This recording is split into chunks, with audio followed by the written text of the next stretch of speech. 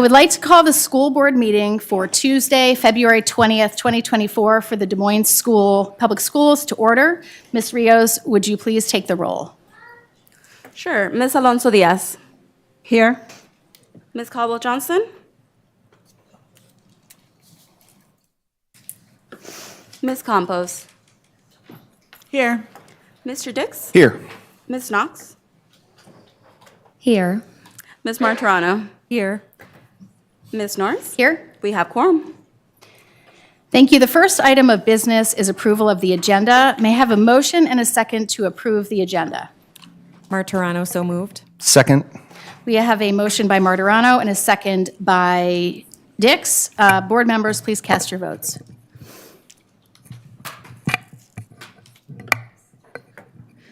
The vote is approved, 6-0.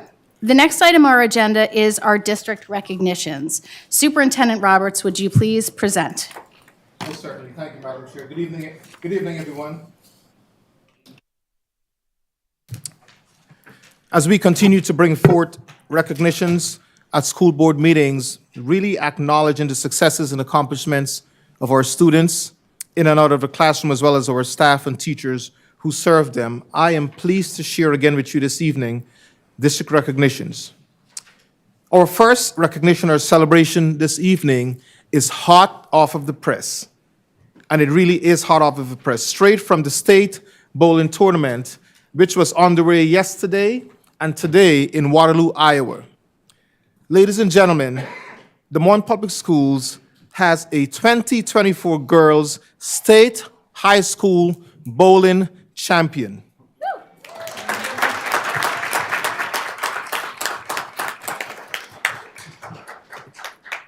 East High School junior Riley Schillinger is the Class 3A State Individual Champion. Kudos to Riley. I know who my bowling partner would be when I get to the alley the next time. And secondly, as if one recognition and celebration at the state championship and tournament was not enough, the Lincoln High School Rails are the Class 3A State Team Runners-Up. Congratulations to them.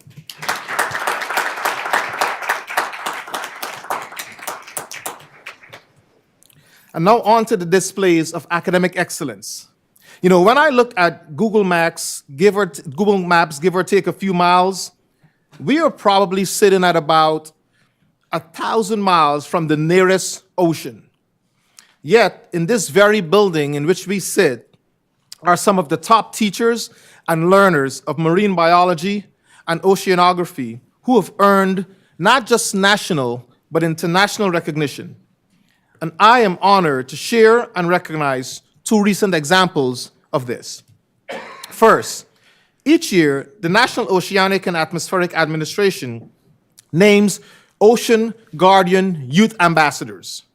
This program provides students and student leadership and training opportunities to become more effective, knowledgeable, and stewards of our nation's marine sanctuaries and the ocean in general. Central Campus has not just one, but two. As a matter of fact, no, we have 9 who have been selected to participate in this program. Second, their instructor, Dr. Gregory Barod, is contributing his work and expertise not just on a local or national, but on a global stage. Earlier this month, the United Nations he participated with the United Nations to serve as a part of a panel of experts who reviewed the environmental, economic, and social aspect of the world's oceans. Dr. Barod's expertise will contribute by looking specifically at the biology, behavior, and conservation of cephalopods.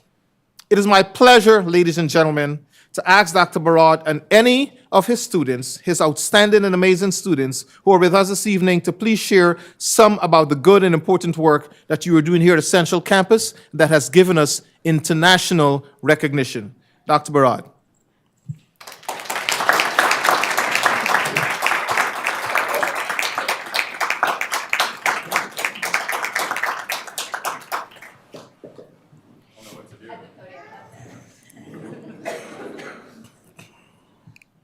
Face this way? Okay. So thank you, Superintendent Roberts, for that. These are the 9 ocean ambassadors who were selected out of who knows how many hundreds or thousands of folks. And when I asked them to apply to this new program, I wanted them to apply to fail.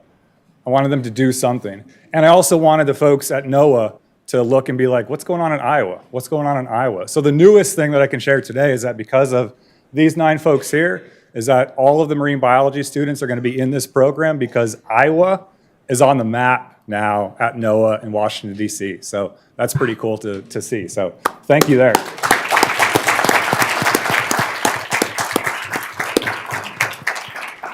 And the only other thing I wanted to add about the United Nations appointment is I think it's a unique thing to show my students what's going on at the national, international level to look at animals and the impact on communities. We study animals just right upstairs a lot, and we forget about the socioeconomic impacts of fisheries and everything. So I'm excited to be involved with that, and thank you all again. Thank you.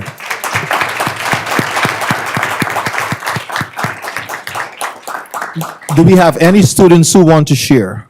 Any of our amazing world-class ambassadors?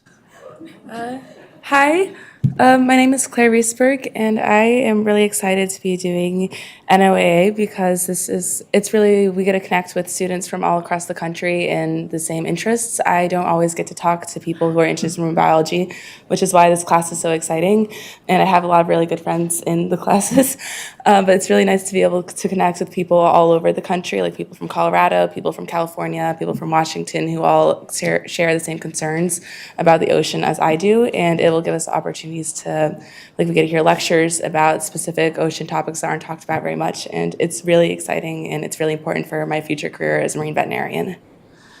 Thank you. Congratulations.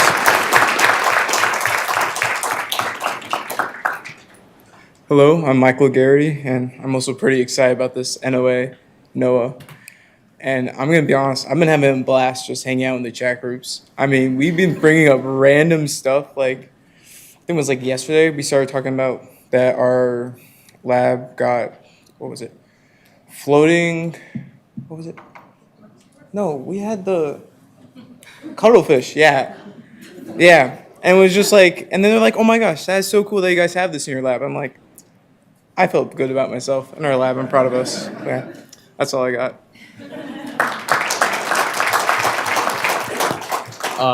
My name's Pen Van Hooklam, but I just want to thank to Dr. Berard to get into this program and get more opportunity in the marine biology field, and yeah. Thank you. My name's Sarah Stilo. Honestly, the best thing that I can say about marine biology is that I've learned how to be comfortable with being uncomfortable, which has been giant for my mental health. So not only does marine biology help me with learning about organisms and other animals, it not only helps with learning about animals, but learning about myself. So big kudos to Dr. B. Thank you.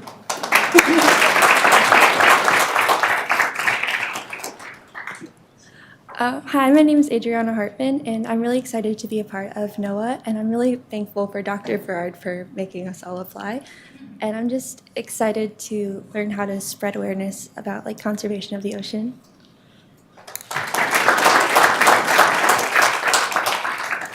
Hello, my name is Vianne Stroop-West.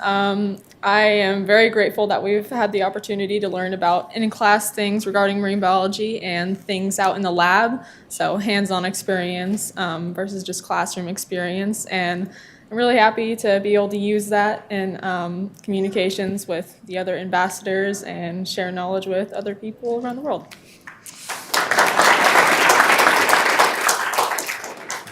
Hi, I'm Brianna Huesman, and I'm excited just to grow my leadership skills and stuff because we will be sharing conservation work in our local communities. So I'm just excited because I want to push myself to be uncomfortable like everyone else has kind of been saying.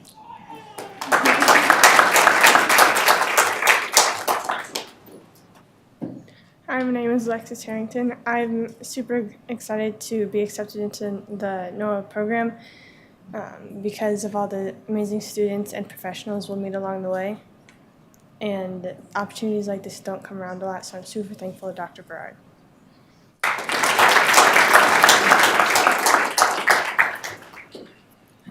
My name's Caden Slaughter, and I've been just extremely grateful for the opportunities that I've received, not only thanks to the other students that I've been working with, but also Dr. Berard. And I'm just super excited to keep moving up and furthering my career in this field.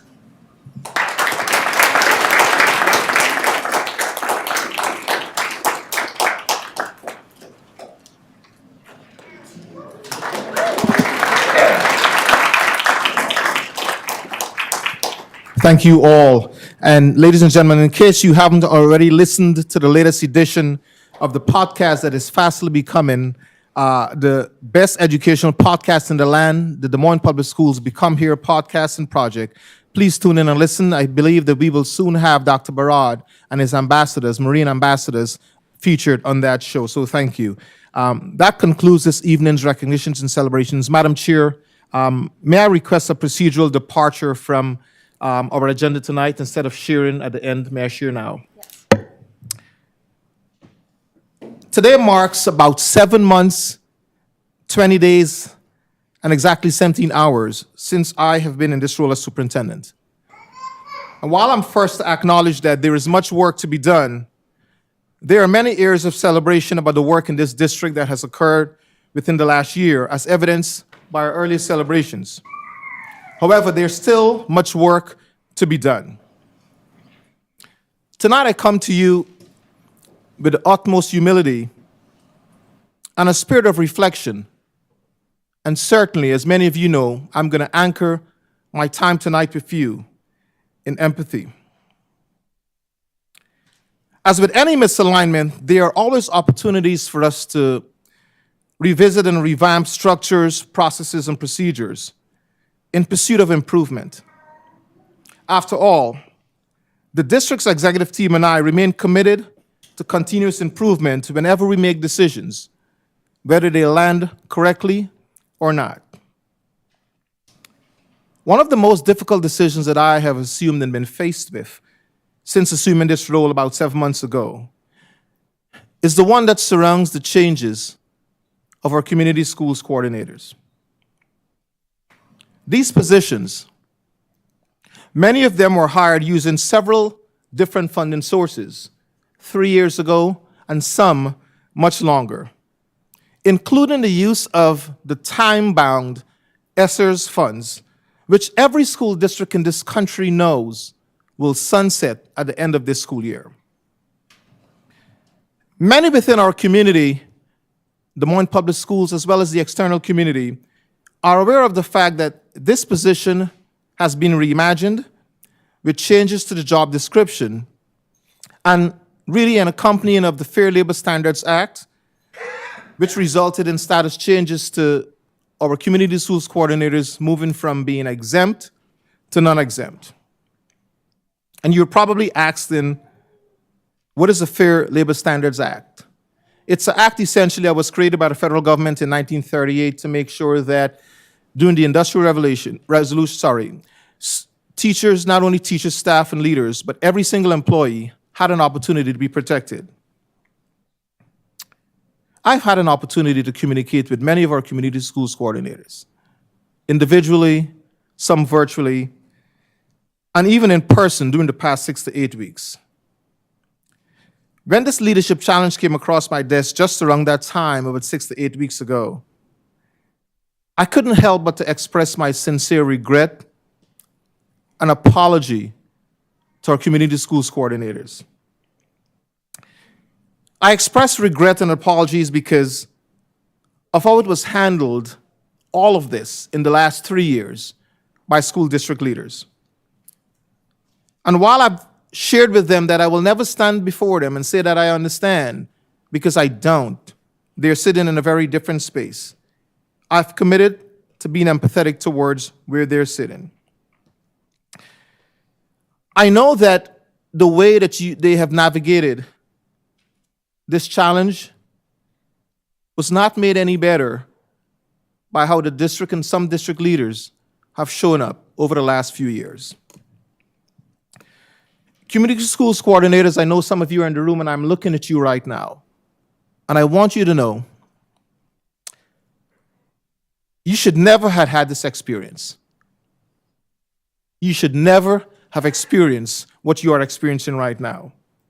As a matter of fact, no Des Moines Public Schools teammate should ever be made to feel an experience where you do not feel valued. I'll share with you that throughout this entire time of the past 6 to 8 weeks, there has been several changes, and we have gotten some traction after having issued pink slips to 42 of the most dedicated teammates in Des Moines Public Schools. And you were asked to reapply for your positions for school year 24-25. Since then, the district's executive team and I, we've reached out to many community partners and supporters. We have revisited much of our fiscal reality, looking at our budget line by line to see what was possible. And since then, we have added 28 full-time positions. This includes 5 positions with 1 FTE at each of our high schools, 5 at 5 of our middle schools, with many of our middle school leaders having the option, and they will receive guidance and support to utilize flex funds to add additional positions at out of 5 schools. And then 16 positions distributed amongst our elementary schools, with a 0.5 at each. And because this year we also made a decision in how we are reallocating our title funds, we are going to provide support to our elementary school principals to see how they too can utilize those title funds to move their 0.5 positions to the possibility of a full-time position. I'm not sure about the extent of awareness within our community in general about the efforts and investments and decisions that were made by members of the executive team and I to really be aligned with what is best for this position moving forward, but more importantly, what is best for the people. Believe me, in this role, I have made lots of difficult decisions. I've made difficult decisions, but I'm the first to admit to you, none of them have been more intellectually challenging or emotionally charged as this one. As your superintendent, I have been accessible to you. I've been transparent with you. But I'm also aware that in this role, a single decision, whether it's made because it was crafted or drafted by me, or whether I inherited it, can significantly change and alter my trajectory as a district leader. And I'm going to own that. And whatever happens as a result, I'm going to own that. What's of utmost importance right now is what have we done with you, with supporting you, and what do we plan to do moving forward. Rest assured, we will continue to explore additional options and resources to truly try to strengthen how we support this amazing Des Moines community, as well as looking at the relationship to our schools with imminent changes to the CSE position. More important than the positions, I value people. I have spent the last decade or more serving and leading in schools and school systems around this country. And anyone with whom I have worked will tell you that I have a penchant for and commitment to prioritizing people over politics, policies, and procedures. But there comes a time when some really tough decisions have to be made because of decisions that were made before those. And this is one such time. But I want you to know that we do not believe that we have exhausted every single possibility around what we can do. Certainly we have a crunch around a timeline to make sure that we create opportunities for recruitment and interviewing so that we can fill these positions. And so we will continue to move forward with making sure that that happens. I'm fully aware that this decision will put us in a position where we have to regain trust that has been eroded between some of our most valued teammates, this community, and Des Moines Public Schools, and certainly even me in my short tenure of leading this district. I'm aware that this decision, community schools coordinators, has not only changed your lives, but it has probably impacted the quality of life for your family members. And I sit with that. The board and I have had lots of discussions, some of them way too late at nights. But that's the work we have to do when we want to make sure that we are making the right decisions for the people who are dependent on us for sound decisions. The board has made it abundantly clear to me that from the time of this program's expansion in 2021 to our present state, that there were failures. There were failures in leadership. And that has to be corrected. And we are having conversations, the executive team and I, about what has to be true. I take those comments from the board seriously, and I've made it clear to them and to my team. And while we cannot change what has occurred, my commitment to you during my time as superintendent is to make sure that we are operating with a sense of transparency, and we are committed to making sure that we make decisions that truly value people and prioritize people over policies, procedures, past practices, and politics. The work continues. Thank you. Thank you, Dr. Roberts. Next, we'll take the time to have a public forum. Ms. Knox, would you please read the guidance? Next on the agenda is the public forum, followed by the consent and regular agenda. We provide speakers at the forum an opportunity to address the board for up to 3 minutes regarding items that are not on the board agenda. We also allow any person the opportunity to speak to the board up to 5 minutes following the presentation of an agenda item. If anyone wishes to speak during any portion of the business meeting, please email rosa.rios@dmschools.org. The same speaking protocols apply to all individuals who wish to address the board. Speakers will be called individually, and we ask that they state their name and address prior to providing comments. Students and minors do not have to provide their addresses. Guests of the board are encouraged to speak to matters relating to programs, services, and operations of DMPS. Please remember that Iowa law prohibits us from discussing specific employees or their job performance. We ask that all speakers avoid references to personalities or character attacks, as those types of comments do not contribute to the purpose for which this public forum exists. The use of inappropriate language will not be tolerated, and individuals choosing to do so will be gavelled out of order and asked to excuse themselves from the premises or escorted out by district security. As a reminder to the board and public, the board will not engage in discussion with public forum speakers, as it is our obligation to discuss only matters posted in the public agenda for the sake of transparency and opportunity afforded to all community stakeholders. Matters requiring attention will receive appropriate staff and/or board follow-up at a time after the meeting. Thank you for your participation. We appreciate your feedback and input. Ms. Rios, do we have any speakers for the public forum? Yes, we do. First up, I'd like to call RJ Miller, Patricia Barbie, and Tony Bell. You may approach the podium.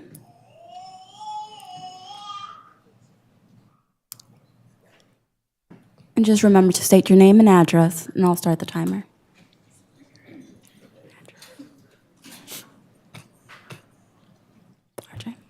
Okay, my name is Patricia Barbie. My address is 900 Northeast 56th Street, Apartment 3, Pleasant Hill, 50327.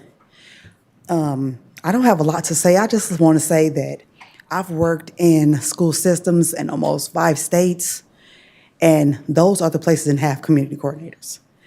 It is amazing the work that I've seen them do for the community, for the children, bridging gaps of diversity, helping them with simple things, with larger things, eating socks, deodorant, shampoo, simple things that make things so much easier for these children. And I just would really hate to see that leave. Thank you. Thank you.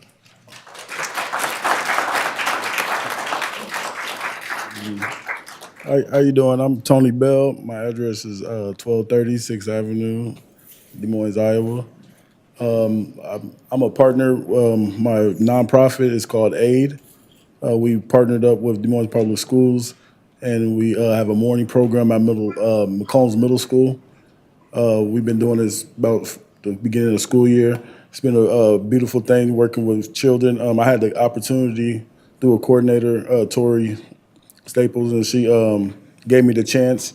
I presented my morning program to him, and Mr. Snow gave me the opportunity to come in, and it's been a beautiful thing. And we've been helping a lot of children out in the morning.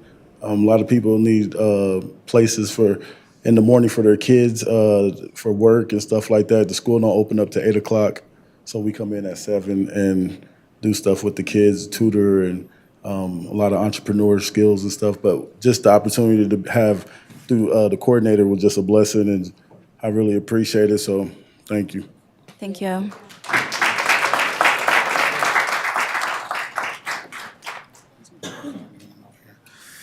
Good afternoon, RJ Miller. I'm a Des Moines resident.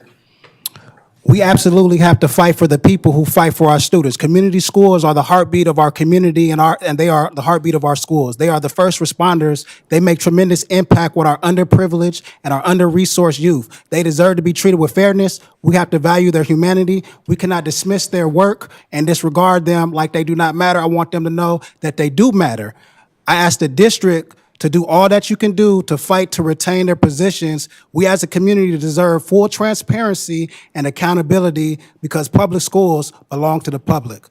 And I want to shout out Tori Staples, Chelsea Clay, Lupe Thompson, and a few other people that I had the privilege to work with. They do amazing jobs at their schools. And tonight I also want to give special acknowledgement to Miss Ana Campos, who came in as an activist fighting for justice for her daughter, Emma Cardenas. Ana's fought for safer schools and safer streets for our children, and she fearlessly advocated for Des Moines public school students and families with the city of Des Moines, and she dedicated her nonprofit in the name and legacy of her daughter, Simply Love, to help serve marginalized Hyatt Middle School students, girls specifically, and now she's elevated her status to advocate further on the school board. So on behalf of Greater Opportunities, I would like to give you an advocacy award, ma'am.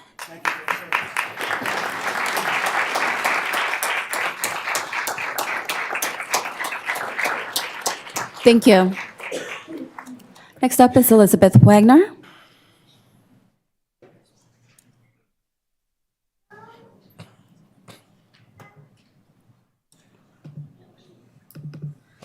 Elizabeth Wagner. Okay. Kylie Gottschalk.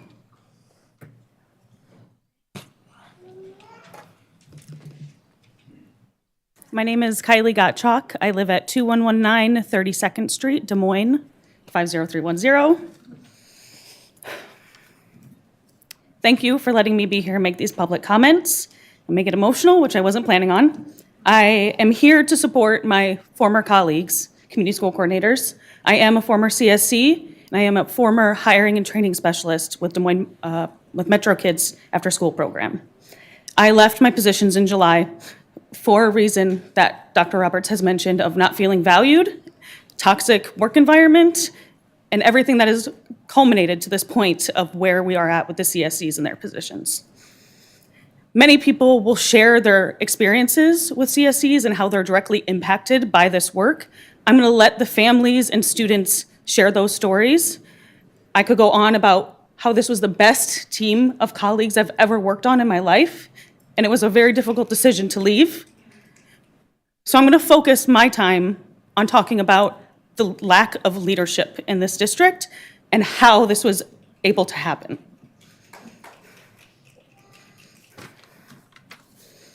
I want to talk about how it got to this point, and I believe it's due to the lack of competent and humane leaders in this district working at the district level. The people who report to the superintendent and their direct reports, to be specific. I know no one in front of me right now is responsible for what happened or this situation. I know they were decisions made by people in leadership positions that were not part of this. How did they allow this to happen? And will there ever be any accountability or responsibility taken for it? Last fall, they forced to resign a woman who was part of hiring me. I was part of the group of around 50 people, CSCs hired in January 2022. And that was a whole situation where it led me to not have a supervisor for an entire year. No one checked in with me for an entire year. I'm just a responsible person and did my job because I care about the work that I do. But there had to be people in positions above that woman that knew the problems that were happening and going on. It's not the fault of just one person. There are many people responsible for the situation that we're in right now. And I want those people held accountable. Will they admit that they are the reason that this program is being cut drastically? 30 seconds remaining. I know there's more to the story than what we're being told. In fact, I have evidence of it. So if any board members wish to hear recordings of meetings I have with these people, please reach out to me. Some specific concerning comments were talking about our lowest paid people in the district being upset that they take their sick days, that education doesn't matter in this district and doesn't matter in regards to compensation or moving up in the district. A school district saying education doesn't matter. Inhumane comments made about requesting ADA accommodations. Time limit. CSCs have improved lives, and this program should continue. They walk the walk, and they talk the talk. They take action. And I'm proud to have been part of that team. Thank you for your comments.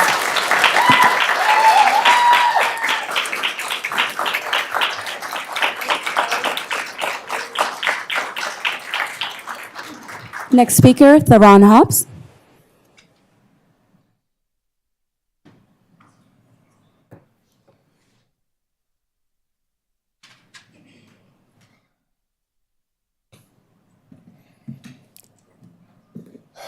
Theron Hobbs, address 128 Hartford Avenue.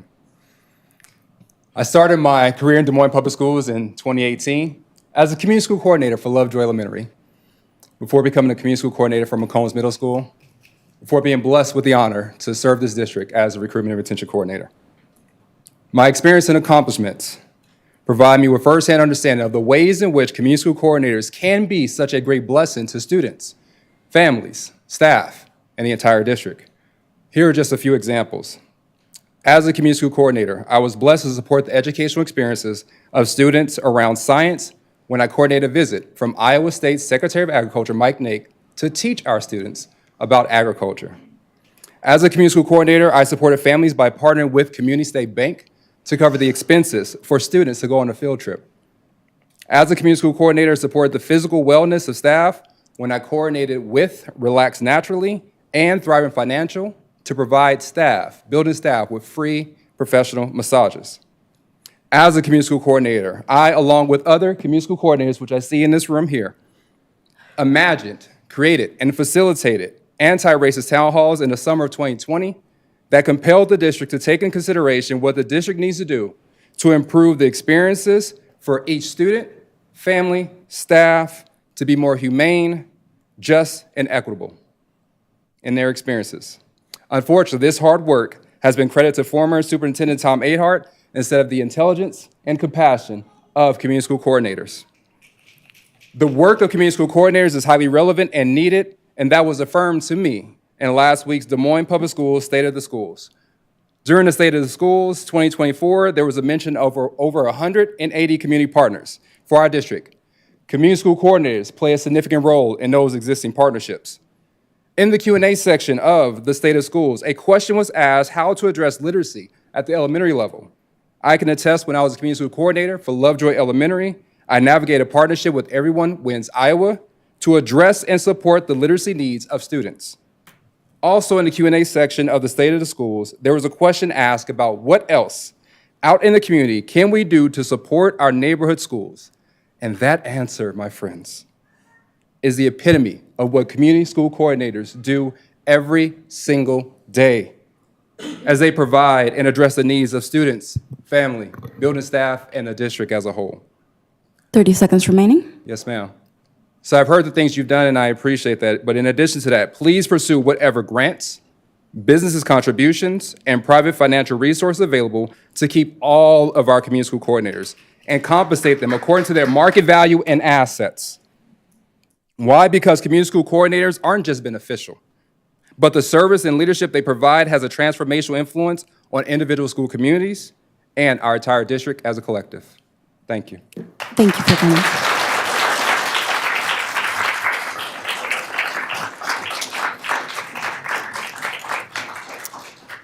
Next speaker is Emily Smith.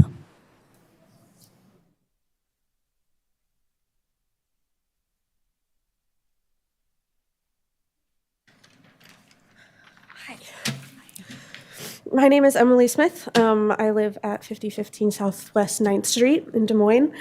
This is my third year working as the library associate for McCombs Middle School, and I'm the first full-time librarian there in many years. Now, I might be the last for many more. Due to the egregious budget cuts in place, my principal has been forced to make sacrifices where sacrifices should not be made. Not only is McCombs losing its librarian, but is also losing essential support for teachers and, most importantly, resources for students. This is part of an ongoing problem that educators and librarians have been fighting for decades. It's not just a disservice to our students, it is a direct attack on their education. Before I continue, I'd like to make it clear that I am only speaking on the issues for which I am uniquely qualified. None of what I say here diminishes the importance of all the other issues that my fellow educators have just covered. Right now, school libraries across the U.S. are being taken for granted despite the many years of research into how important they are for student education.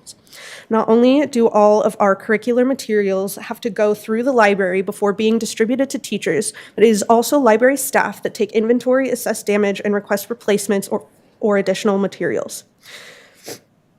Library staff also put countless hours of work into curating materials that support what students are learning in their classes. It takes half a day of work and research to provide these resources for even a single unit in a single subject. Beyond curricular support, libraries are also fundamentally intertwined with student literacy. There have been numerous impact studies conducted across more than 20 states detailing the significant positive contribution of fully staffed school libraries. These studies are easily accessible on the websites of organizations such as the American Library Association and the Library Research Service. Given this quantifiable evidence, the district is actively failing to live up to the promises that it makes in regards to its English and language arts curriculum. How can we claim to cultivate critical readers, writers, and thinkers while allowing our school libraries to fall into disarray? This year, there are only 5 library staff members to serve the entirety of our secondary student population. That's middle schools and high schools. That means less than 30% of our secondary students have access to a library. Next year, there will only be 3 libraries staffed in secondary schools. Less than 20% of secondary students will have access to a library. Lincoln High School doesn't even have a library to be staffed. On top of that, elementary schools are getting rid of their fully certified library staff and instead replacing them with library associates. 30 seconds remaining. Thanks. Library associates get paid less than half and yet do all of the same work as certified teacher librarians. The state of Iowa only requires 1 certified teacher librarian per district, but is it not our responsibility as Iowa State Capital District to set a higher standard than the status quo? If Des Moines is striving to become the model for urban education in the United States, then we cannot continue to make cuts to essential personnel. The bare minimum is not good enough. We can do more. Thank you.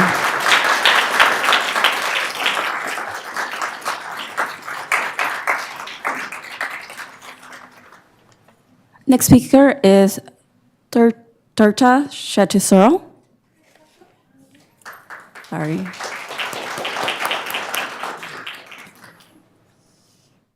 My name is Tirtha Sitisro. I'm here with Miss Tori, and I would like to say how much she has done for me, and not just me, but other families, and how she has a great, how do I say this? She has like a great, she made me a great person, like I could say. My point of view, the things I've said, the things I've done, the way I think has changed because of Miss Tori, and I would like to thank her. That's 1. And 2, she has done a lot for me. She has done she has changed my point of view. I would say I was a bad kid, right? I would say I've done bad things, but like Miss Tori made me better. She made me realize what I was doing and how I was doing it. And she has helped out so many families, so many people, including myself, and I have to thank her for that. And that's it. Thank you.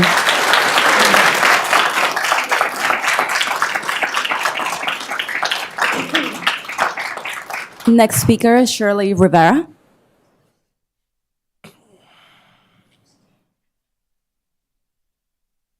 Next speaker is Reagan Park.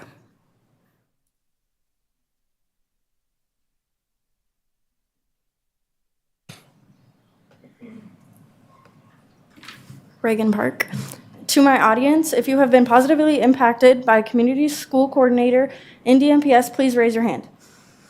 This is why I'm here today. My name is Reagan Park, and I'm a senior at East High School, but most importantly, I'm a student at DMPS and have been negatively impacted by the decision to cut the position of CSCs in this school district.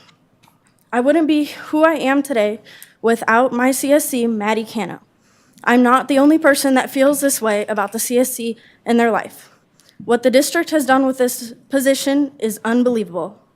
There has been a complete lack of transparency, accountability, and a lack of involvement of student voices like myself.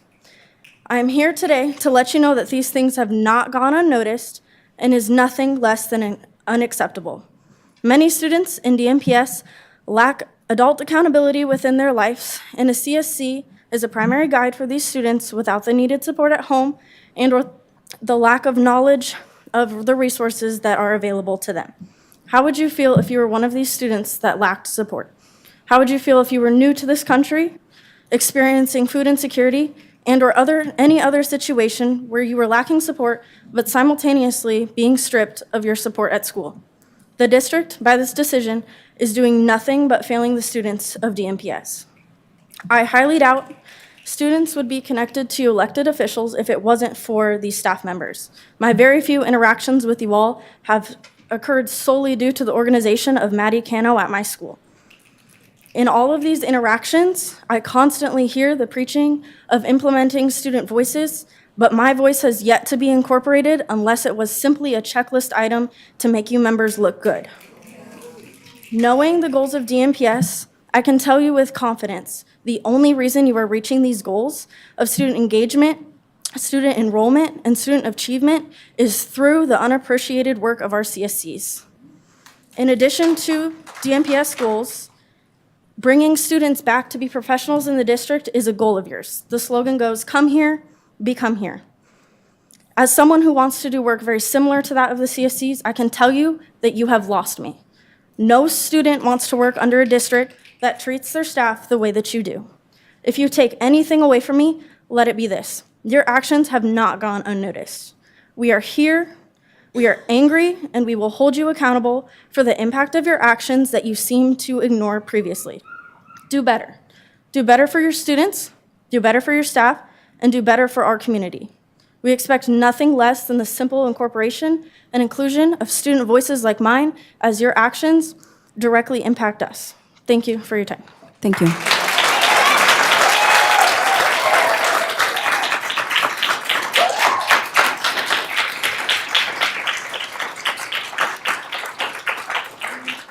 Next speaker is Amber Ferris.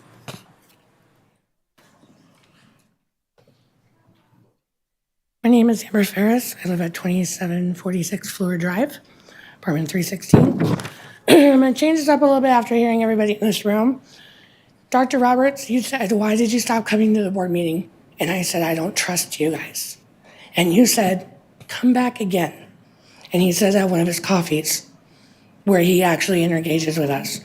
But on November 21st, I had the privilege of watching a coach that means a lot to my students and teachers who had profound positive influence on the lives of students.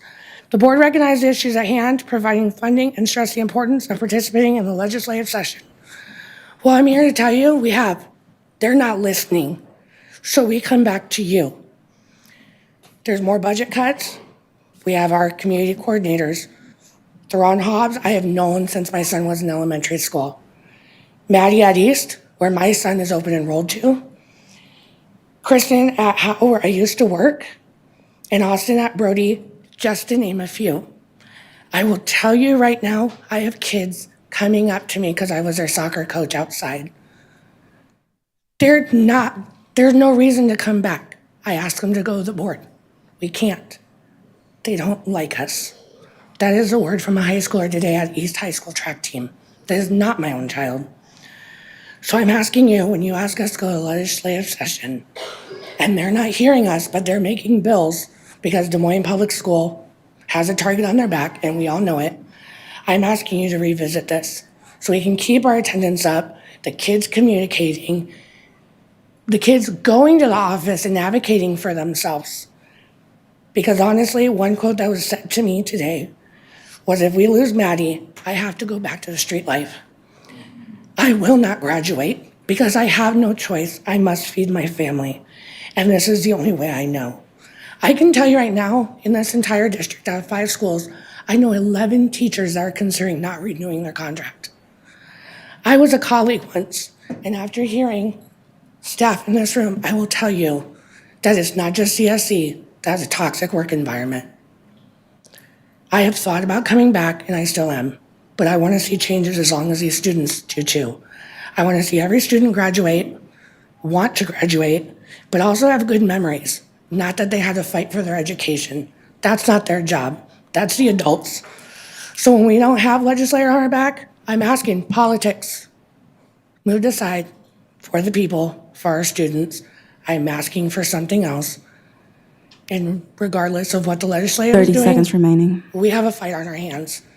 Whether you can do it or not, we have to stand up for the kids, and we want to see some action. One student asked me specifically to not mention his name, but he is terrified of going back to the streets as he left a gang 3 years ago. And that is all I have. Thank you. Thank you.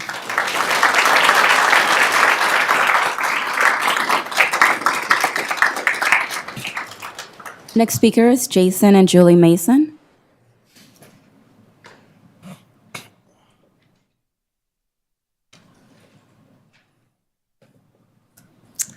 Julie Mason. My address is 1518 Pioneer Road, Des Moines, 50320. I would like to thank you for the opportunity to address the school board today. I am here out of the concern for the changes being made to the community school coordinators, same as many others have said. This is concerning to me because community school coordinators are essential to those of us in the community who want to support the schools. The individuals I have worked with in these positions are very intentional with the schools they serve. All schools are different, requiring each CSC to be informed on the unique needs for a particular school. I am a parent of students at Des Moines Public Schools, Downtown Elementary, and Callanan Middle School. I am also a member of a new church plant on the east side of Des Moines, Park Church. Our church is very new, and as we settled in on the east side, our goal was to help support the growth and well-being of our community. We want to be involved in good things that are already happening in our city, and many of those things are happening in our schools. We try to provide support and volunteers so that those things can be successful. Our ability to do these things is made possible by community school coordinators. If we didn't have them, we would not be involved to the extent we are today. In the last few years, our church and my husband and I personally were able to volunteer in many ways. We provided team meals throughout the season for different athletic clubs at East High School. We organized end-of-season banquets for the freshman football team and the girls cross-country team. We also volunteered at the East High Community Night that was held in memory of those lost in the school shooting the year before. We have tried to encourage the teachers at Stowe Elementary who are just down the road from our church. We serve root beer floats to the teachers on occasion and share potted plants with them to welcome spring into their classroom. We formatted books for an outdoor book walk that the children read while playing on Stowe's playground. We want the teachers and staff at the school to feel supported and encouraged in their task of educating children in our community. We hope for student athletes to stay involved in activities that encourage them to pursue their education and give them role models and mentors as coaches. My motivation in sharing these things with you is not to praise myself or my church for the ways we've been involved. My hope is to highlight all that community school coordinators have done to provide community support in our schools. People want to help. We want to volunteer, and the CSCs are a valuable connection for that support. I would like to encourage the school board to look into how this was mishandled by executive leadership. It is concerning to me that this position would be decreased in number, as the needs in this position are great. 30 seconds remaining. Thank you. And cannot be held by a small number of people. Please consider how moving forward this position could fall through the cracks, how we could pursue grants that would fund these essential positions. Thank you again for allowing me to address the school board with my concerns. Thank you.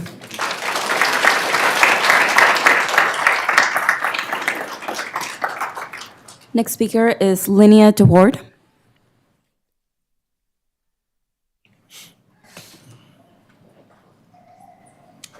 My name's Linnea, Sorry. and it's okay. I'm a little nervous. I live at 922 12th Street in Des Moines, and I'm connected through DMPS. I used to be a special ed associate at Madison Elementary, and then wearing a shirt. I did not mean to wear this on purpose, but I coach track and cross country at East High School for the last few years, and I'm speaking on behalf of Maddie Kano, but other CSCs in the room.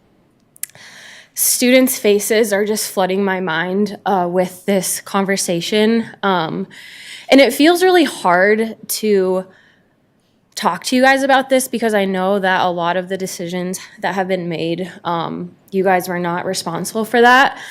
But a couple weeks ago, I was at East, and I was in the office, and someone handed me a piece of paper, and it was like the summary of what was happening with the CSCs, and I legitimately thought it was a prank, because of the impact that I have seen CSCs have in our schools.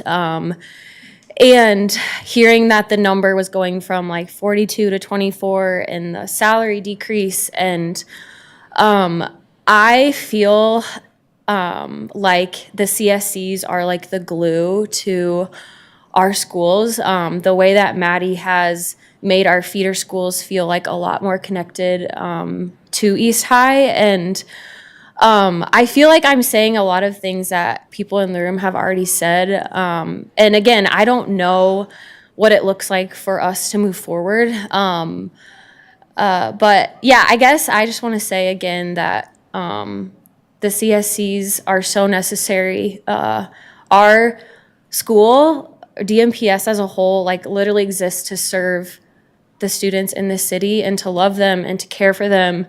And to remove the CSC feels wrong and like an injustice is being committed. And so, yeah, that's all. And thanks for letting us speak. That's all. Thanks. Thank you.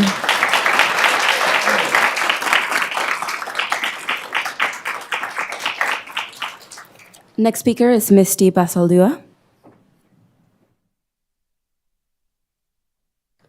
Next speaker is Anna Broussard.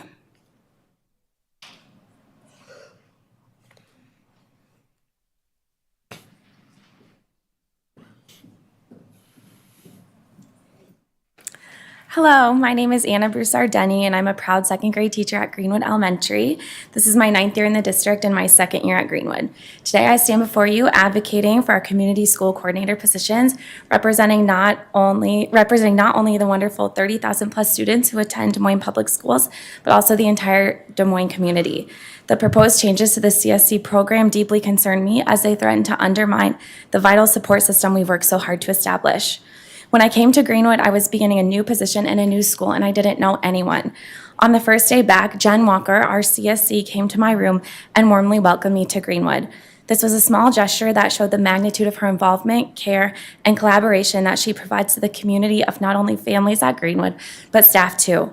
Jen has that impact on everyone she meets, from greeting students with smiles and hugs at car doors in the morning to her deep familiarity with our families at Greenwood. Jen is truly the heart of our community.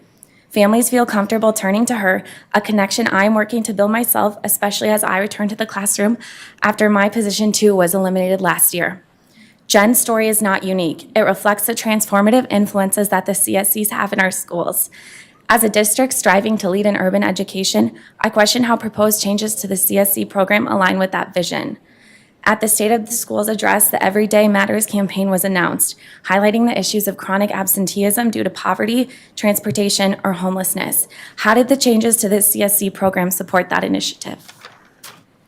Our district needs to spend time reevaluating the allocation of funds. We don't need money for advertisements on billboards. We need funding for programs that directly impact our students and families. A billboard won't help a student graduate from high school, but a CSC can. The work of the CSCs directly contributes to the board goals. How can we expect students to learn to read or perform well on state testing if they lack food, shelter, or transportation to school? It's not just about maintaining all CSC positions. It's about retaining the individuals we already have. They can't afford a 24% pay reduction, reduced benefits, and increased workload. Think about CSCs like Jen. Her 4 children attended Greenwood. She's been a part of that community for the last 20 years. She's developed relationships with community partners who also believe in our students. I'm curious if the people responsible for the CSC program cuts have seen the food pantry, clothing closet, and supply store that Jen has created. We can't afford to lose these dedicated advocates for our students. It would take years, if not decades, for someone to establish themselves like she has. If our goal is to attract and retain students and families 30 within Des seconds Moines remaining. Public Schools, we must provide support for everyone involved. By investing in these support systems, we not only strengthen our community, but also lay the groundwork for a brighter future. I urge you, as the members of the board, to remember that the strength of our community and the future of our students rest upon the support we provide today. The power to enact positive change lies within each of us. Thank you. Thank you.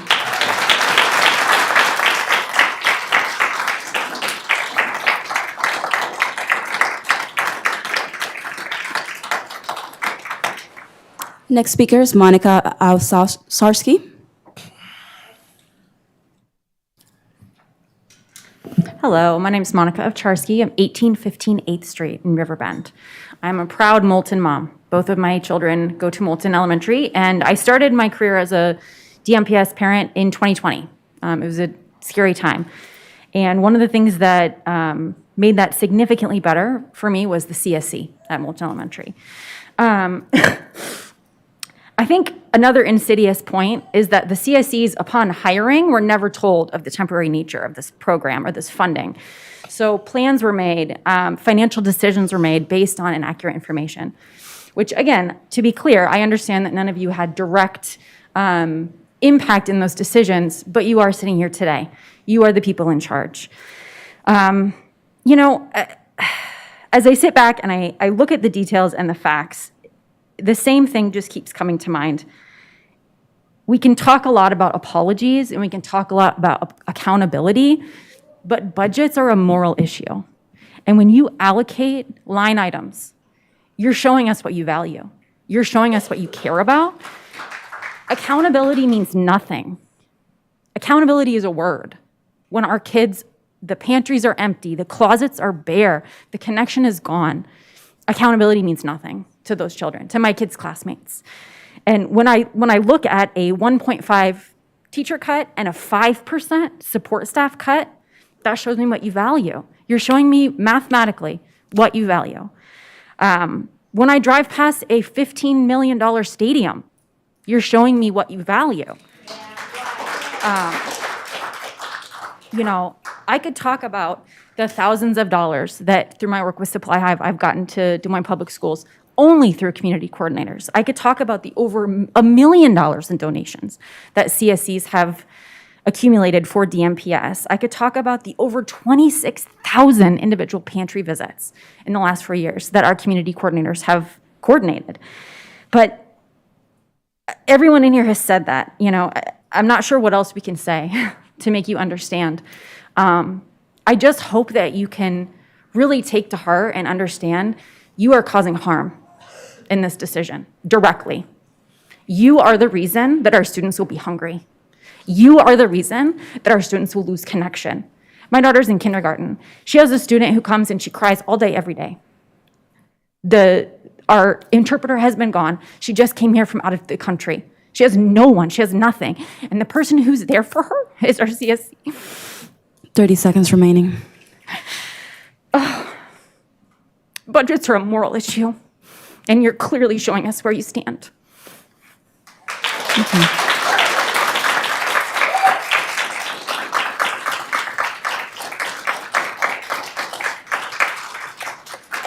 Amanda McCurley.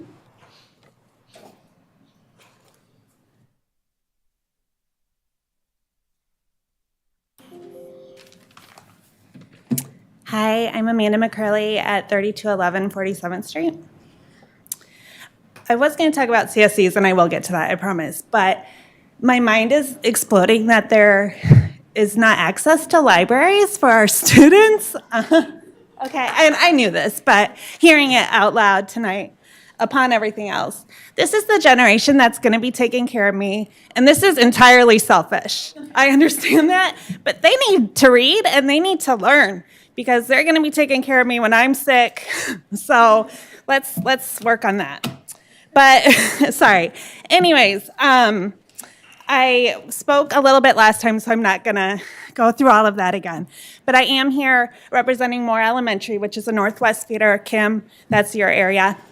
But Melissa is our CSE. She's amazing. She was even calling me tonight on the way to a Des Moines School Strategic Planning meeting, I believe, checking on me to see what I needed to talk about tonight. This is how dedicated our CSEs are.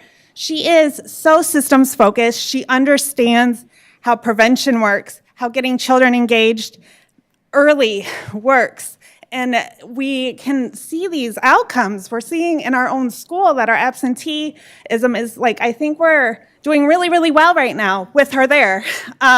We weren't doing so good at the beginning of the year, and I think we're one of the top schools right now because of all the hard work she's put in. I really recommend meeting with her, shadowing her. She's an amazing human. And she did not pay me to say that, I promise. But I really recommend, she really gets it. She has had years and years of experience. She has worked for the city. She understands partnerships and how things work. So please, please, please use her as we continue to make this work. I noticed, Dr. Roberts, while you were speaking, you said other schools around the country are facing this. What are they doing? Can we communicate with them and see what plans they have, what grants they're using to get? I know federal money is a pain. I've managed federal grants before that are, termed. I get that, and it's not fun to deal with. But there are solutions. They're not always perfect or easy, but we can get there. But we need the energy. We need to go because things are only going to get worse as this state legislation. I don't see that changing anytime soon, unfortunately. 30 seconds remaining. So I just want to give you guys that energy. Let's go. We can do this. Come on. Please just don't give up on this because this is super important. And I don't need to tell you any more sob stories, anything like that. But I do think that you all wanted this position, right? You were elected. You applied. So let's step up and let's do this. Let's go. Thank you.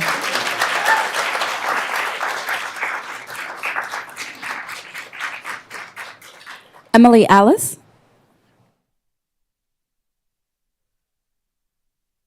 Claudia Brown.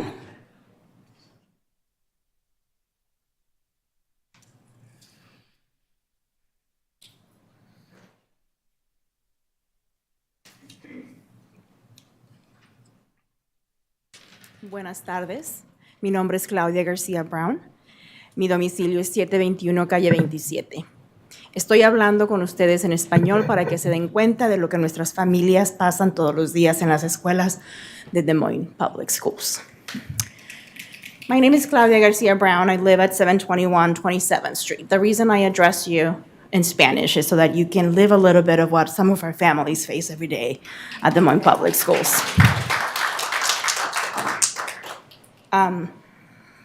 Wow, as somebody said, my brain is going in 20 different directions. I have a child at Des Moines Public Schools. He's the reason I've done so much. I volunteered at Hubble Elementary School running the book fair for 3 years in a row because we need libraries. We cannot get kids to read if they don't have the resources and if we don't have librarians that care for them. So that's what I will say about that. But the reason I came here after being involved with Des Moines Public Schools for the last 7 years.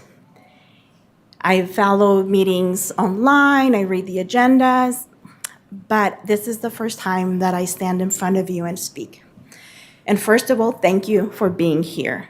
I also sit in a non-for-profit board and I understand the decisions that we make are tough.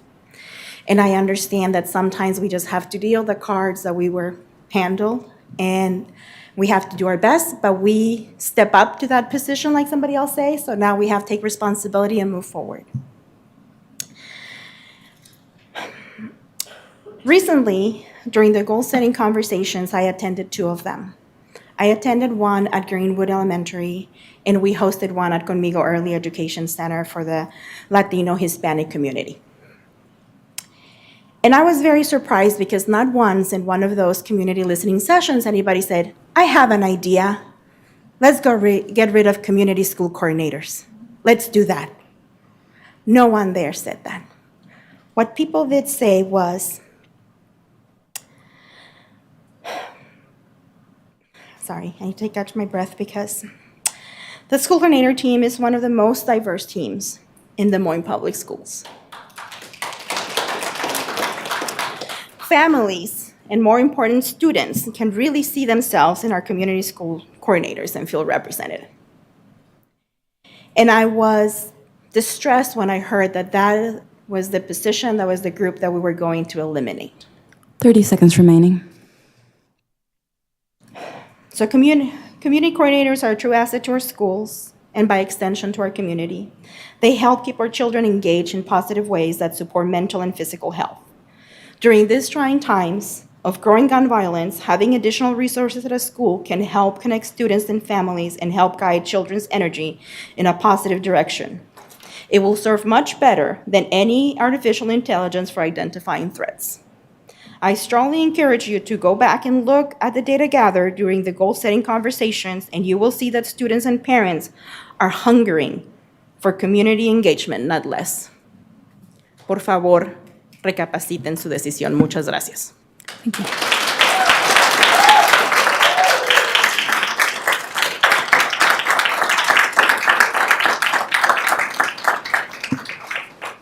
Adam Eggerman.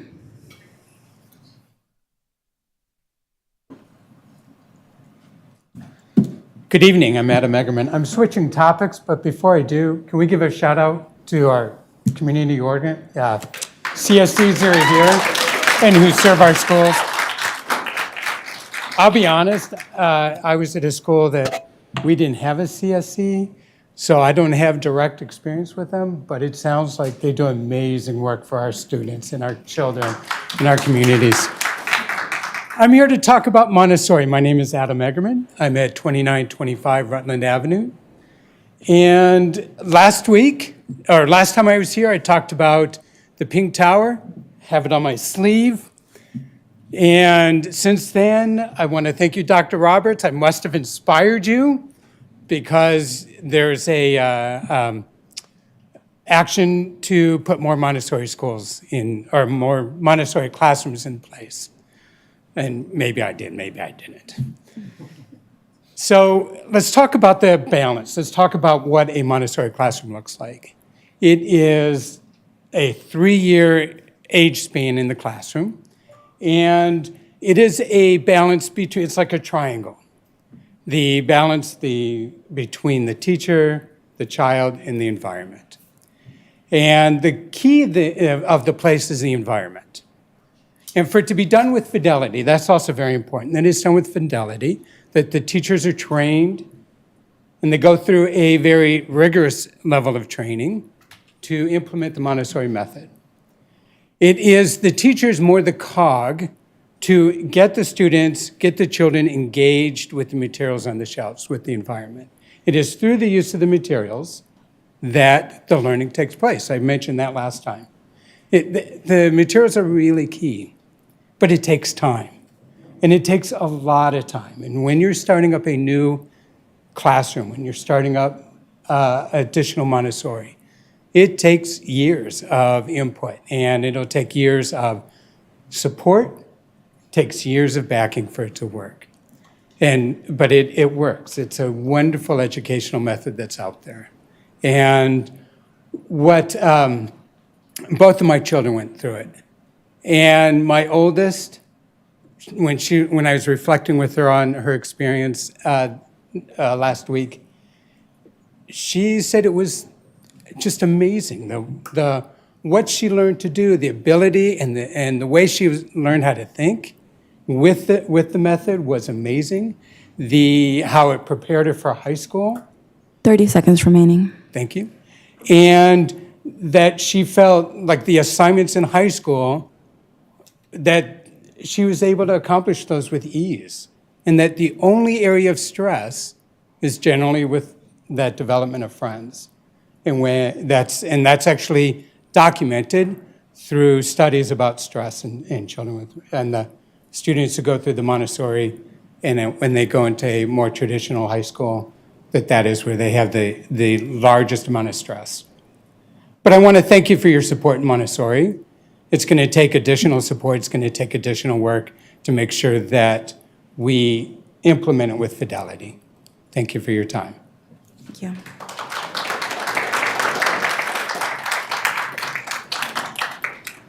Sophie Savage.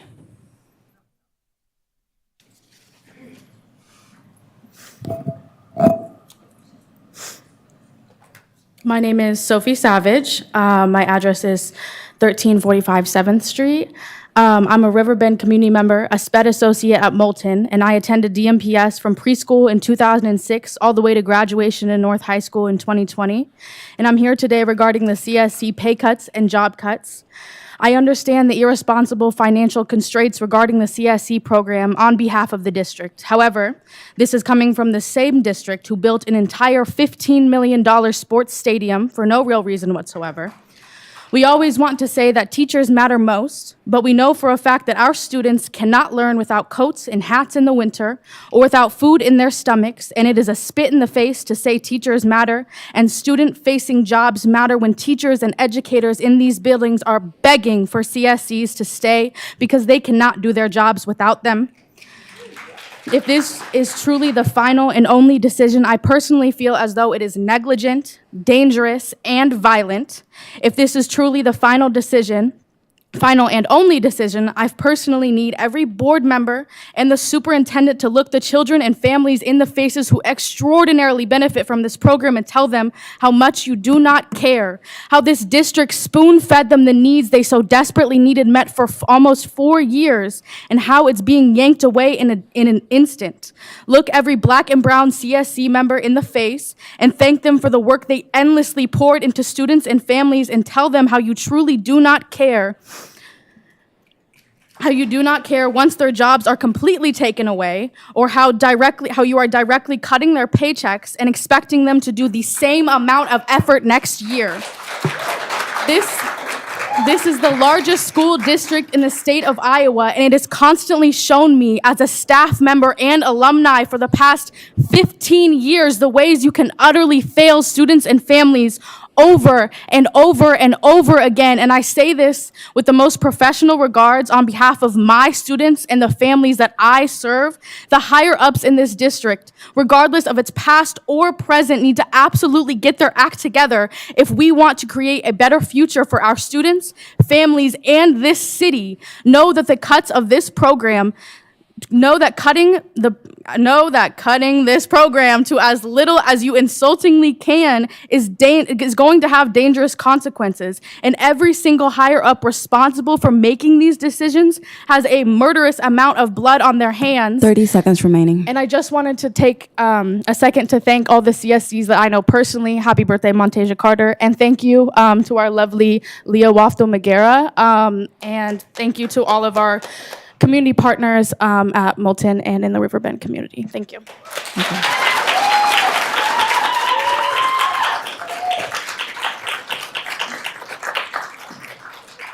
Hunter Cook.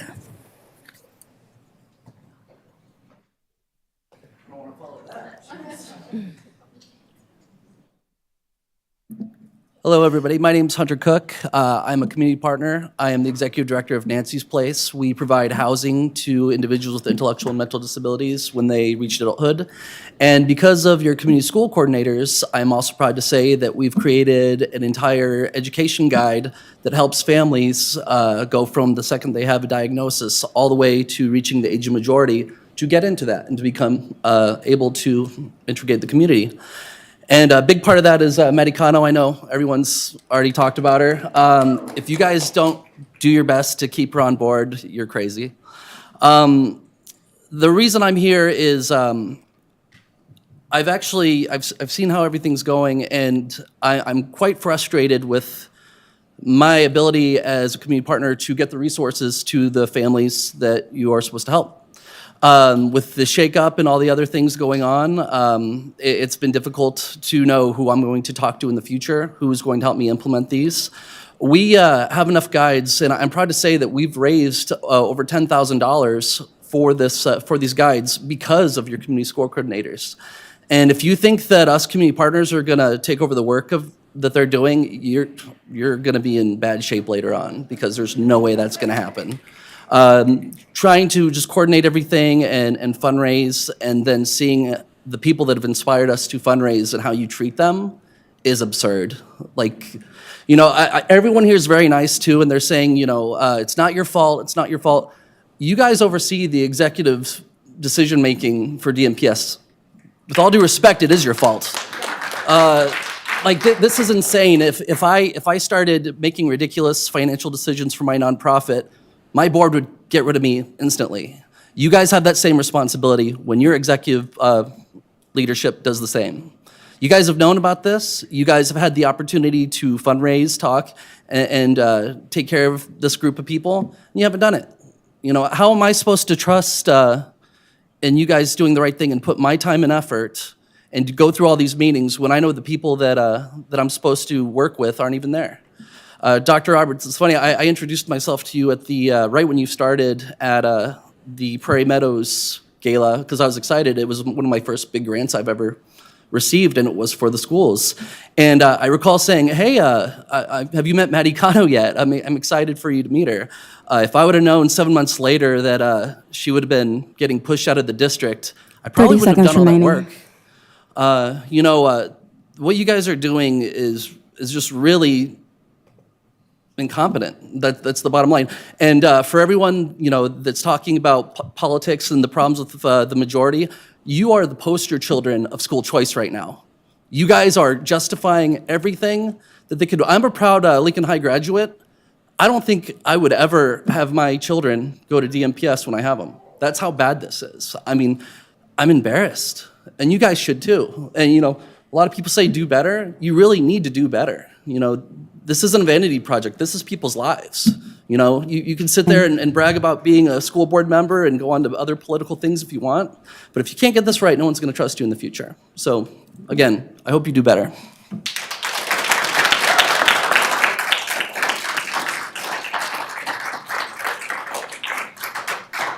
Last speaker, Katrina Surfling.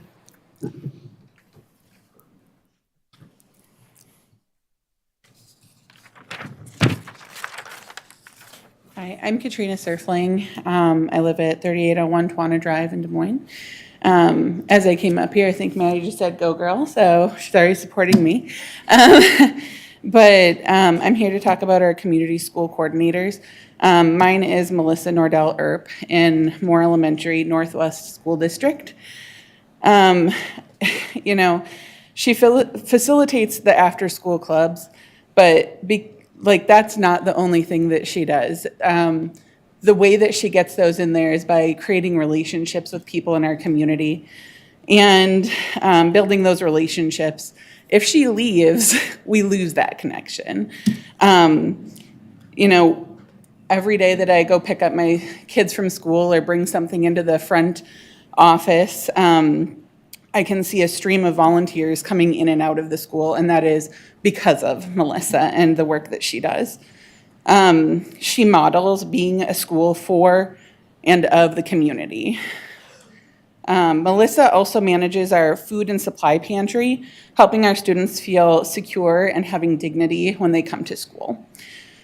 My daughter is neurodivergent. She is in the 4th grade at Moore, and she's not so much interested in sports and all of the traditional things, but Melissa brings in all of these activities, like art club, working with the Des Moines art group in town.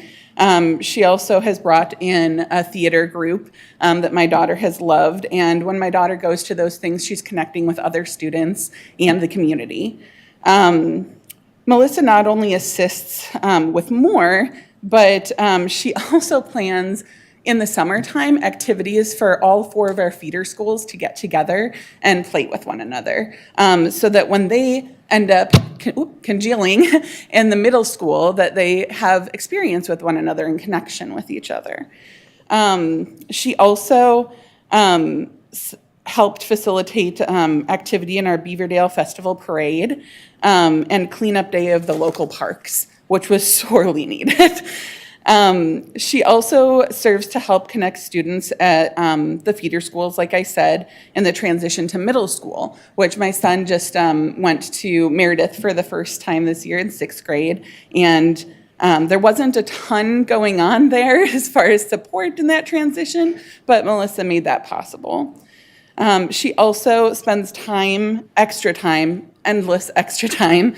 But one of the things she did is the One Run fundraiser. 30 seconds remaining. She was going out to all of our cars at pickup and handing out little flyers saying, come, come, come. And we ended up being one of the top participants at Moore Elementary for that. Her connection with our kids is important and personal. I'm a mental health counselor in the area. I work at human-to-human counseling. And one of the things that I know as a mental health counselor is that our kids having relationships with adults that are not their parents is vital. And, sorry, Melissa offers that. So thank you. Ooh, please consider keeping this role in all of the schools. Thank you.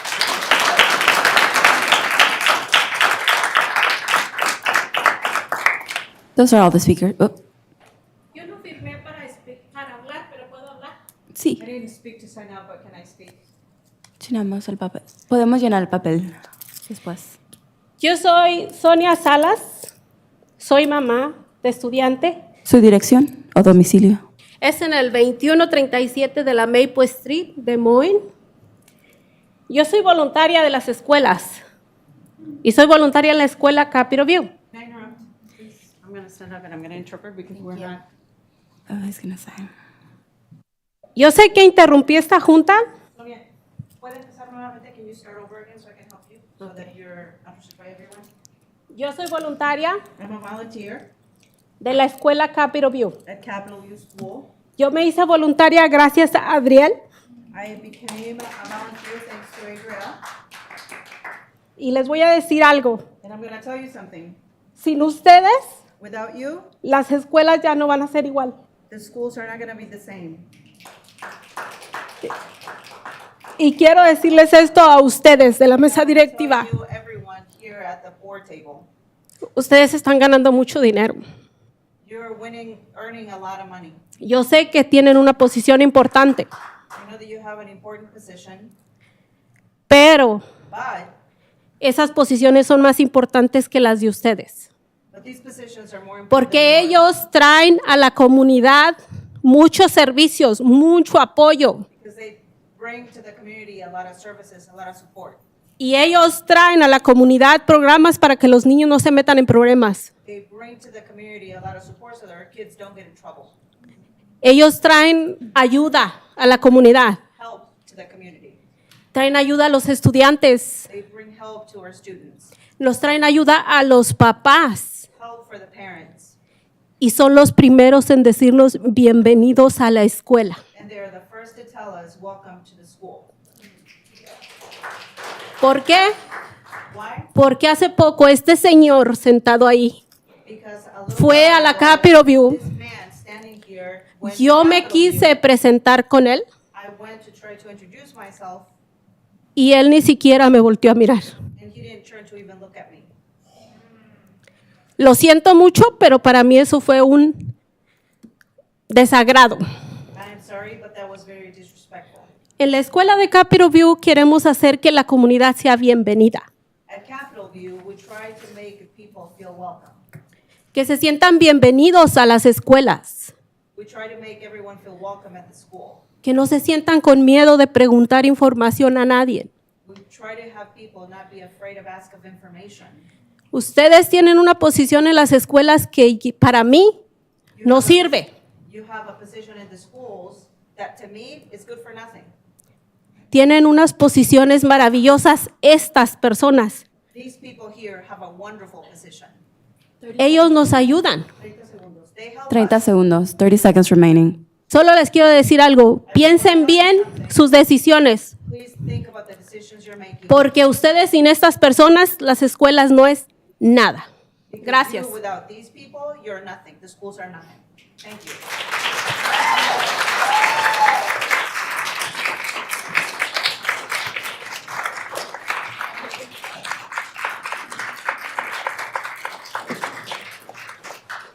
Okay, last call for speakers.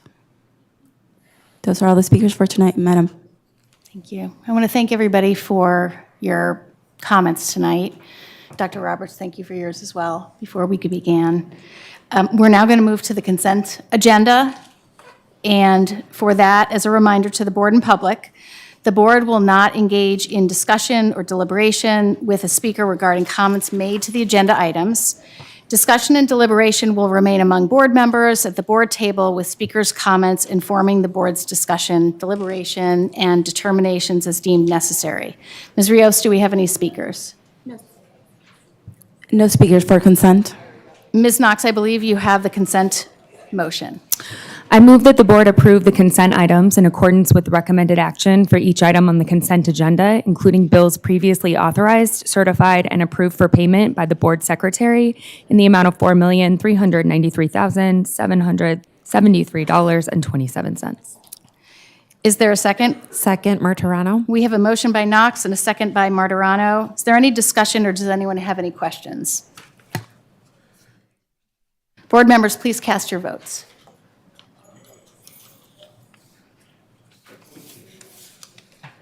The consent items are approved, 6-0.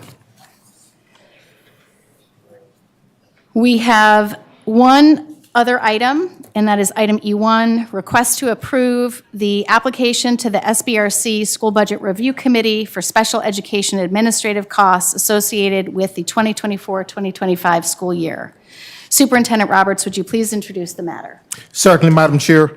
I recommend that the school board approve the application to the SBRC in the amount of $316,719.25 for special education administrative costs associated for the 2024-2025 school year.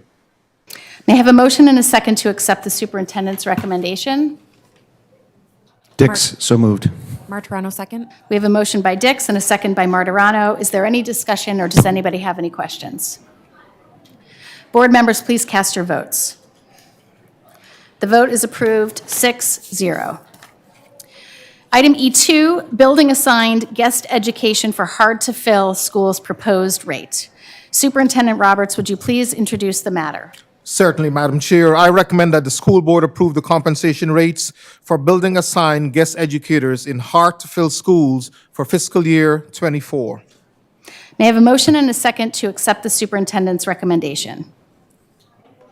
Motion by Campos. Second? Second. We have a motion by Campos and a second by Martirano. Is there any discussion or does anyone have any questions? Board members, please cast your votes. The vote is approved, 6-0. Next on the agenda, we have items of privilege. I would like to ask if our board members would like to share anything.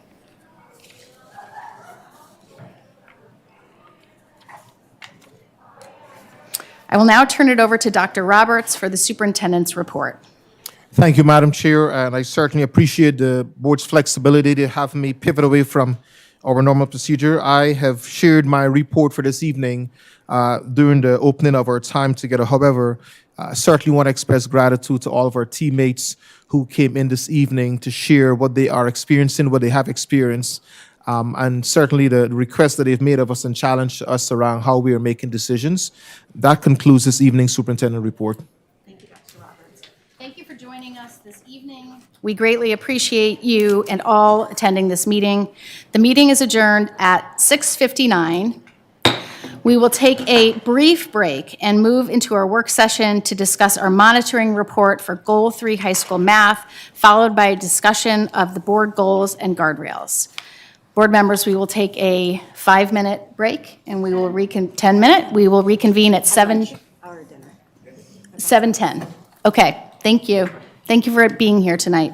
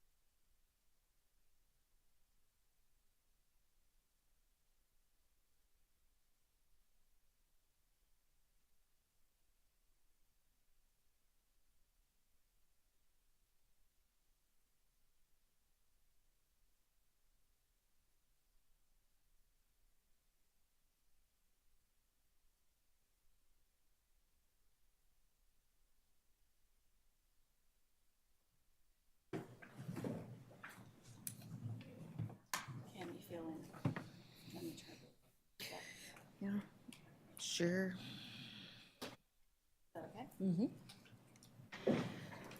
All right, board members, we are going to get started. It is 7:11, and we have a work session tonight. It is board monitoring, and Ms. Martirano has graciously agreed to take us through the monitoring process.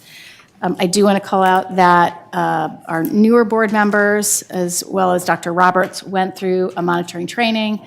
And so just for people that are listening and watching the process, the board takes really seriously that once board goals are identified, that they're publicly monitored and the results are shared on a regular basis with the public. And so that is the process with which you are watching this evening. So Ms. Martirano, I'll turn it over to you.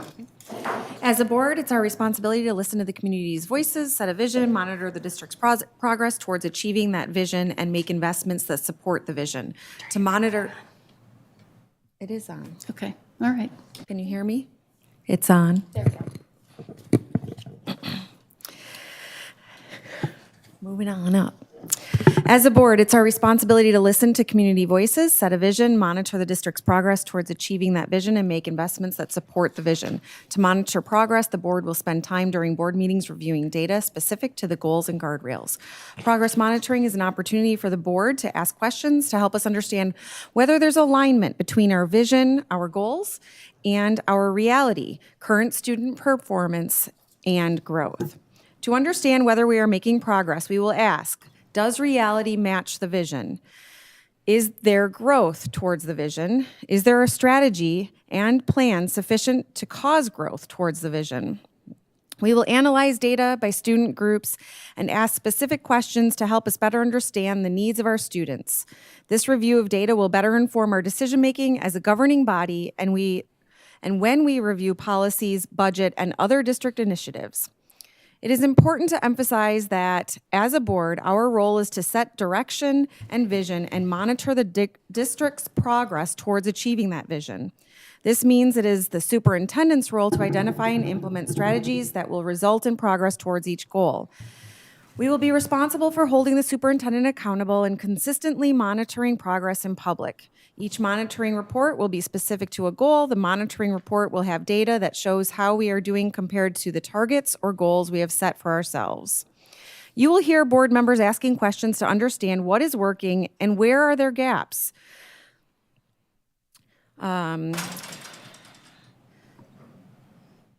We will have a discussion of conditions and solutions. The goal is to better understand the temperature across a large system of what conditions are currently in place and what solutions are we exploring moving forward. To help everyone follow along, I ask that board members indicate the page number and the progress measure that you are referring to before you ask your question. As the facilitator, I will ensure that we have a clear understanding of the superintendent's evaluation of our progress as a district specific to Goal 3. I will be sure to capture key action steps that the superintendent will implement to get progress towards Goal 3. By our next monitoring report, I will capture information on specific actions coming in the future that the board can anticipate, such as approval of contracts, budgets, or policies to drive progress on Goal 3. I will identify any follow-up from today's session and that the superintendent should bring in preparation of the next review of Goal 3. And additionally, I will ensure that the conversation is focused on the data specific to Goal 3. Let's begin. The percentage of black males in 11th grade, black male 11th grade students proficient on the ISASP mathematics assessment will increase from 17.7% in June 2022 to 45% in June 2026. Superintendent's evaluation for interim Goal 3B is we are not on track. Board members, I invite you to ask our past focused questions first.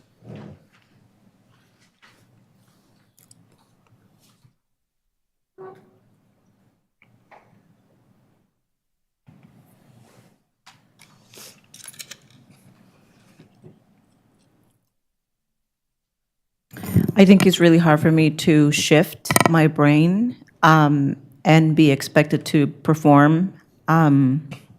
So I'm going to take a few minutes.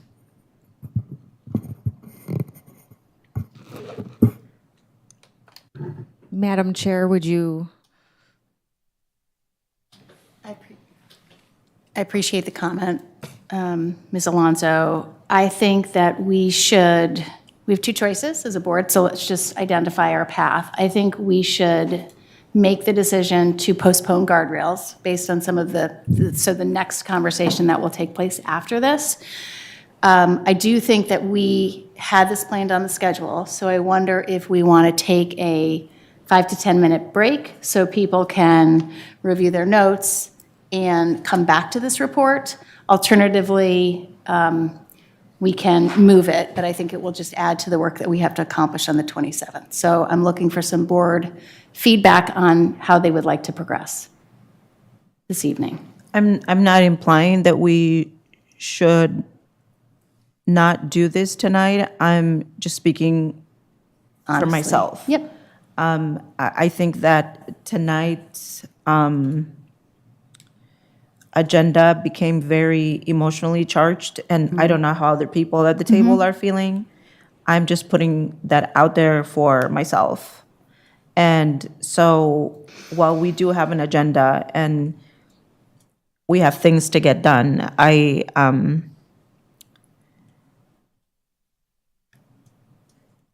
appreciate your candor. It's just Yep. hard right now. Yep.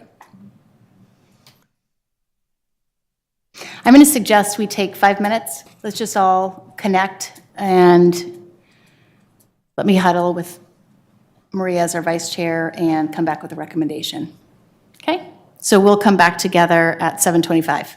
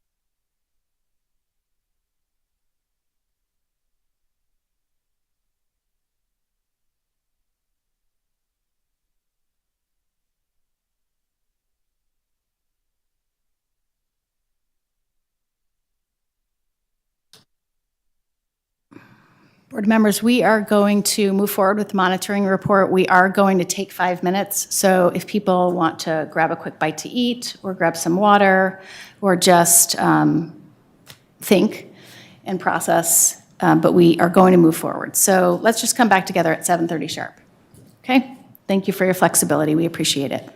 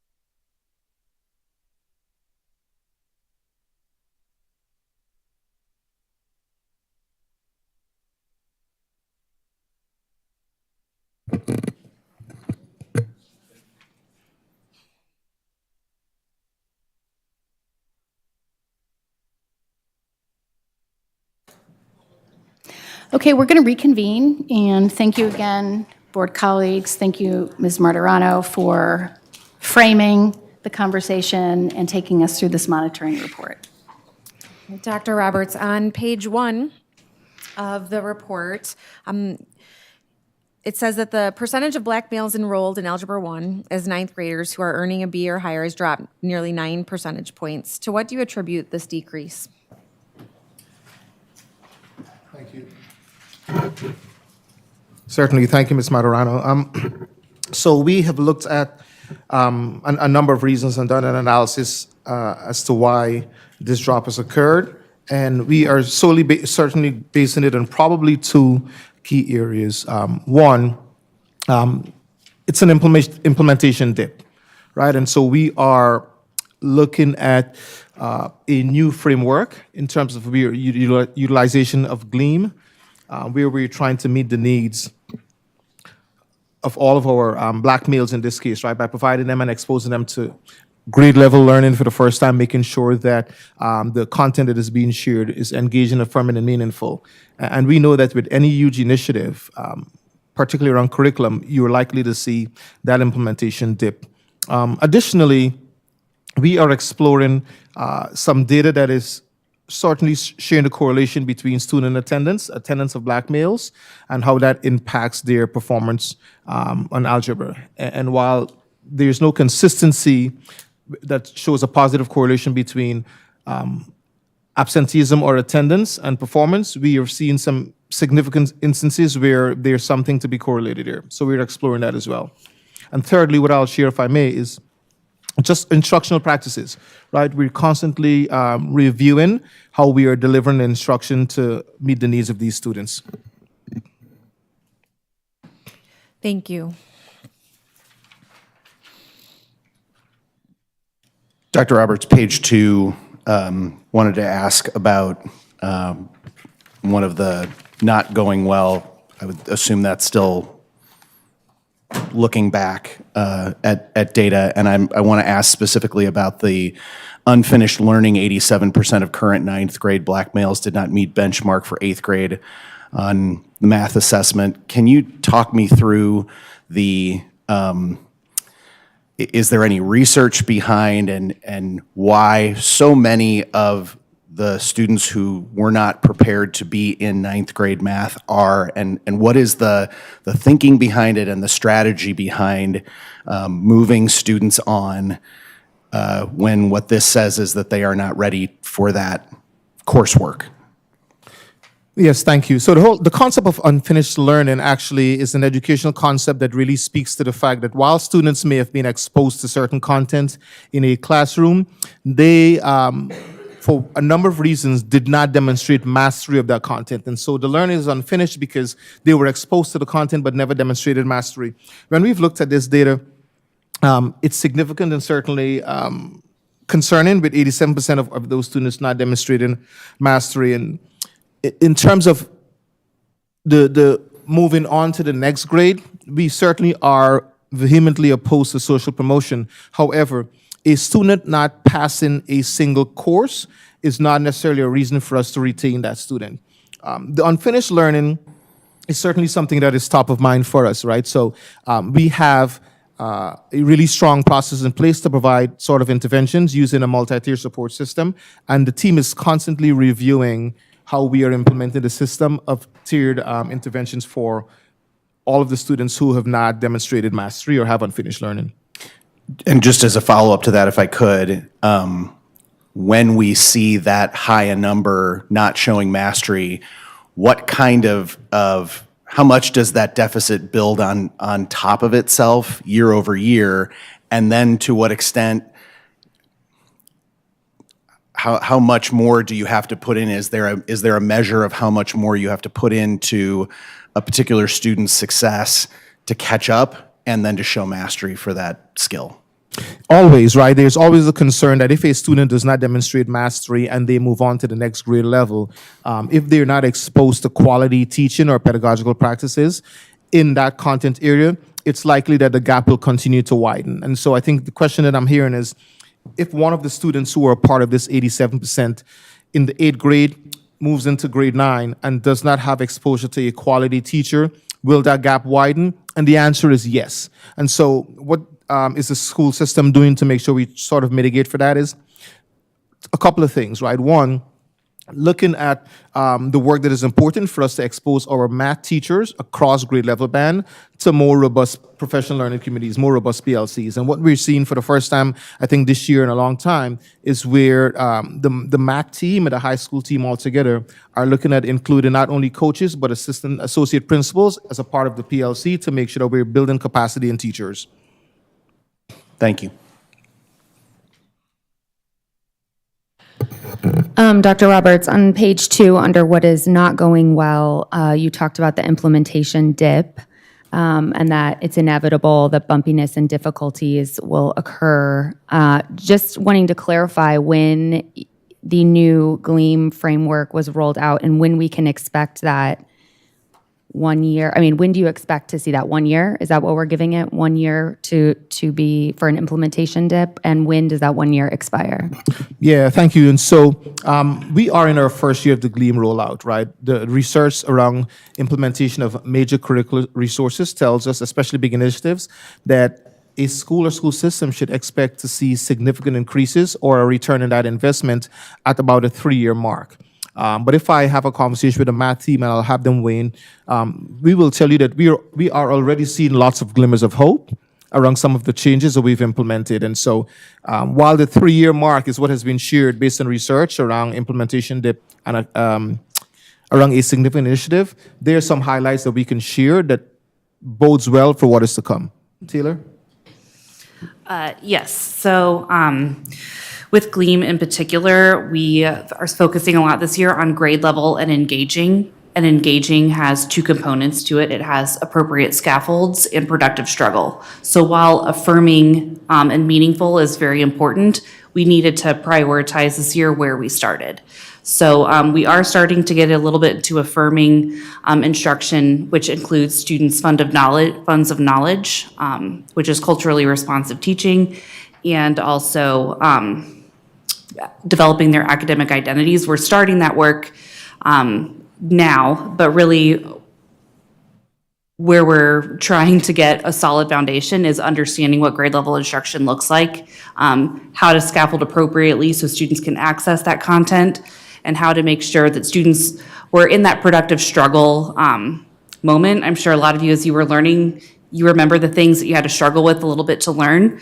And that's uncomfortable for some teachers to see students struggle. But that's one of our big parts of our work this year to make sure we're getting there. Thank you.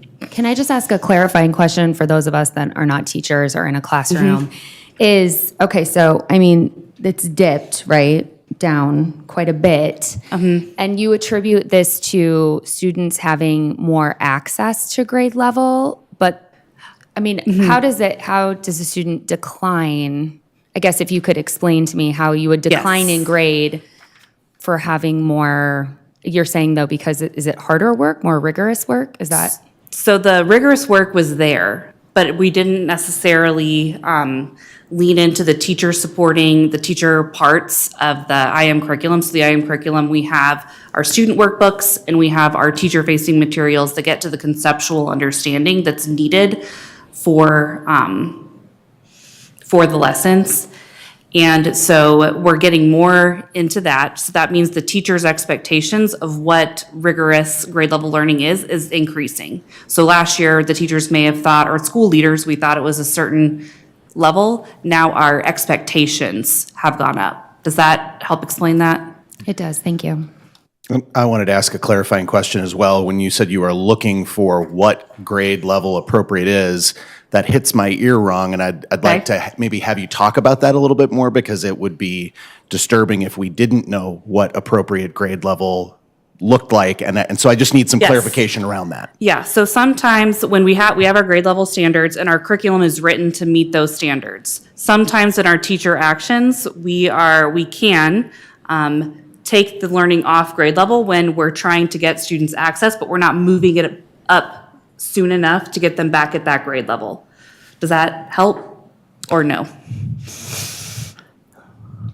Yes. Okay. Let me build on that if I may, Patrick. Thank you, because it's an excellent question, right? So, and also that dip that we mentioned, and what we have found is when the content is rigorous enough and it's on grade level, and teachers realize that students are not able to access that content, then they start to scaffold. And what you are likely to see is where teachers may over scaffold, where they are trying to give students way too much support, and that does not necessarily get students to the desired outcome, right, of mastering or not being a part of the unfinished learning sort of group.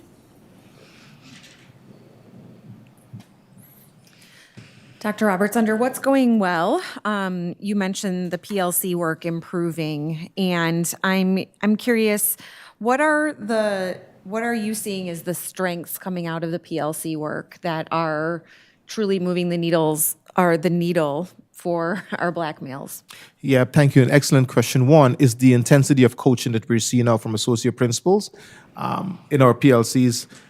Two, the opportunity, right, to make sure that we are calibrating, we being all of our teachers, associate principals, and coaches around what does grade level instruction look like, so that there's no sort of ambiguity in the interpretation of what real grade level instruction looks like. And then it also allows an opportunity, and while it's not happening yet, but it allows us an opportunity to have some deeper commitment to sort of vertical alignment. So instead of recognizing that students are struggling when they get to the 9th, 10th, and 11th grade, it's incumbent upon us to make sure we're creating opportunities in these PLCs for 8th grade and 9th grade teachers to start to have collaborative relationships. 8th, 9th, and 10th grade teachers to have those conversations. And so while we're not seeing that quite yet in the PLC, it bodes well for what is to come now that we are truly strengthening our PLCs by including associate principals. Impact on Black males, absolutely. When there's stronger calibration around each of those aspects of GLEAM, we're likely to see more engagement for students, and where we're actually teaching them in a manner that meets their needs. And just a technical clarification, am I understanding correctly that the PLCs are cross-band grade levels? Is that within feeder patterns, or are high school math PLCs and then middle school? Is it across the entire metro, or? So thank you, excellent. Yeah, while that is not happening yet, the commitment in the PLCs, what is happening now is associate principals as well as our coaches are working in PLCs with all of our teachers. The conversations we're having is in order for us to sort of ensure that every single teacher, teacher understands what students should be able to do and learn, who is in the 8th grade, sending a student to the 9th, we need to create that opportunity so that they're connecting with their 9th, 10th, 11th grade principals. Colleagues. The question about whether that's going to be in feeder patterns or across district is something that we haven't explored quite yet. But typically, feeder pattern is usually a good way to go. Okay, I'm not, thank you for that. I'm not seeing that one in what we're going to do or next steps. Would that be an appropriate addition for future PLC work? 100%. I think the team will nod. As a matter of fact, we had that conversation just today. Okay, thank you. Can I ask one question, and maybe someone already addressed this, but under what's not going well, page 2, the intervention systems, you talk about them being on the development stages. And the systems that have been created to respond to unfinished learning, are these systems that will be enhanced, or are these systems that will continue to grow or multiply, or are you adding new systems to address the unfinished learning? We're adding new systems and also refining the ones that we currently have, because clearly as we look at the data, the systems that are in place are not getting us to the desired outcomes. So we are certainly going to do both of those, Maria. Add new systems and also refine and improve on the ones that we currently have. I'll give the team 30 seconds to build on that. So currently, we only have one Title high school, so they have some funding and they're able to have quite a few academic interventionists. And if some of our other high schools like East and Lincoln maybe had an FTE or two, they were able to add an academic interventionist, but we don't have academic interventionists at every building. So it was pretty much building by building where they are working with trying to do intervention. Whereas next year, and really our intervention was around trying to help raise grades, where you can see we have some unfinished learning and some skill development that is needed. And so next year, with title expanding to all of our high schools, at minimum, our schools will have one high school literacy interventionist and one high school math interventionist. So that'll be brand new for next year. So everybody has them. And we currently have district-led staff that are putting together an intervention system so that all high schools, the interventionists and the assistant principals will be trained and get the professional development that they need to help lead the interventions in their school.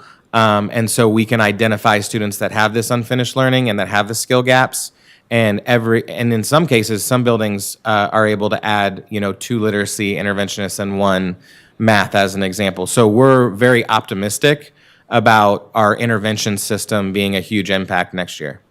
Thank you. To build on that in 10 seconds, Maria, one of the differences that certainly bodes well for what is to come with the interventionist is that instead of having a generalist as an interventionist, someone who is not necessarily specialized in any area, the focus is to make sure that each of those interventionists have content expertise. So a math interventionist would be someone who's really strong in math. ELA interventionist would be someone who is strong in English language arts, essentially a certified person. Thank you. Can I just ask about I mean, do you not feel like an interventionist in high school is too late for a 9th grade? I mean, can you talk a little bit about earlier intervention strategy, or if that is a strategy at all, just out of curiosity? Yeah, excellent question. Interventionists and the work around multi-tiered support system just doesn't begin when they get to the high school. Just given the academic gaps and deficits we see in students, we have a focus on tiered 1, 2, and 3 interventions beginning in elementary schools. It's certainly prevalent in middle schools, and we're continuing to build on that work in high schools as well. Do we have interventionists in all of our middle schools? Absolutely. And elementary schools too, Jenna. So just to restate, every middle school has a math interventionist, or what type of interventionist do they have?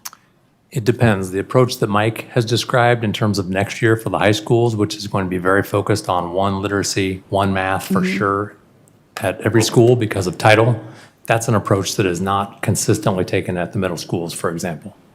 Okay, thank you.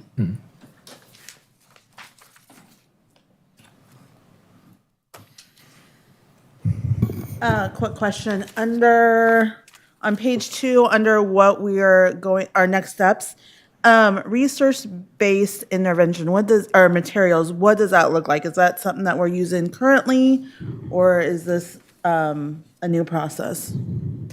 So because elementary and middle have established intervention programs, they have research-based programs. 95% group is an example of one for literacy. We have not had that in high school yet because of how Mike said, not all schools were able to have an interventionist. So this will be a new investment in high school level research-based interventions that we know will help fill in unfinished learning.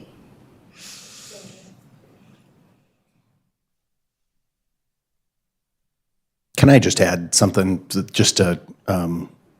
add something to what Jenna said, just for those of us who are not educators professionally, and I think for people who are listening, if we can just be really aware of things like scaffolding, and terms like that, where somebody might not understand what that means, we'll all understand it more as we go along. But I'm sitting here going, okay, I'll get that out of context and figure it out next board meeting or the meeting after that. And so I'll just raise my hand and say I'm dumb for now because I don't understand the terminology. But if we can just be a little bit careful about that for folks who are listening at home and might not know what that is. It just sounds very technical, and it's pretty human, I think. It's not very technical. It's very human what you do. Mm-hmm.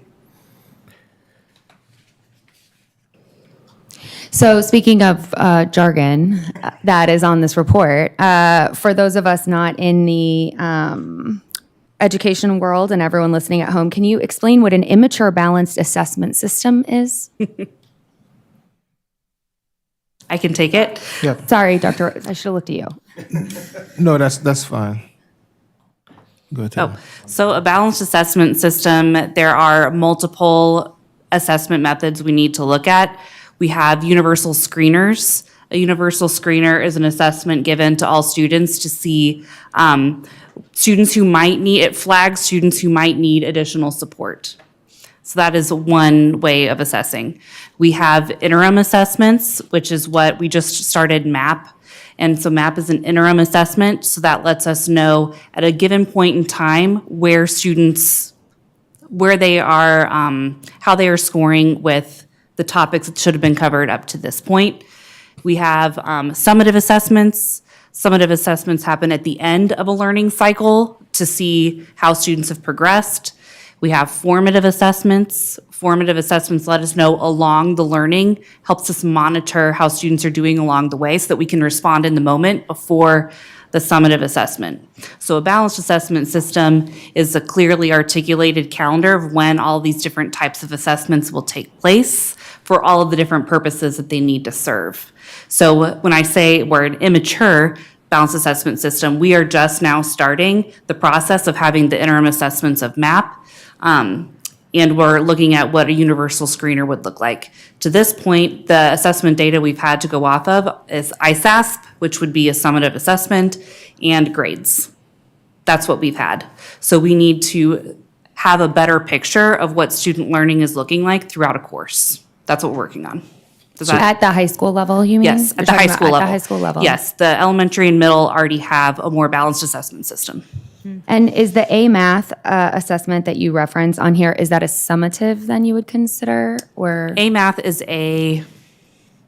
that's a middle school and elementary test. I think it sometimes serves the purpose of a universal screener. Correct. Yeah. Correct. It's a diagnostic screener. Yes.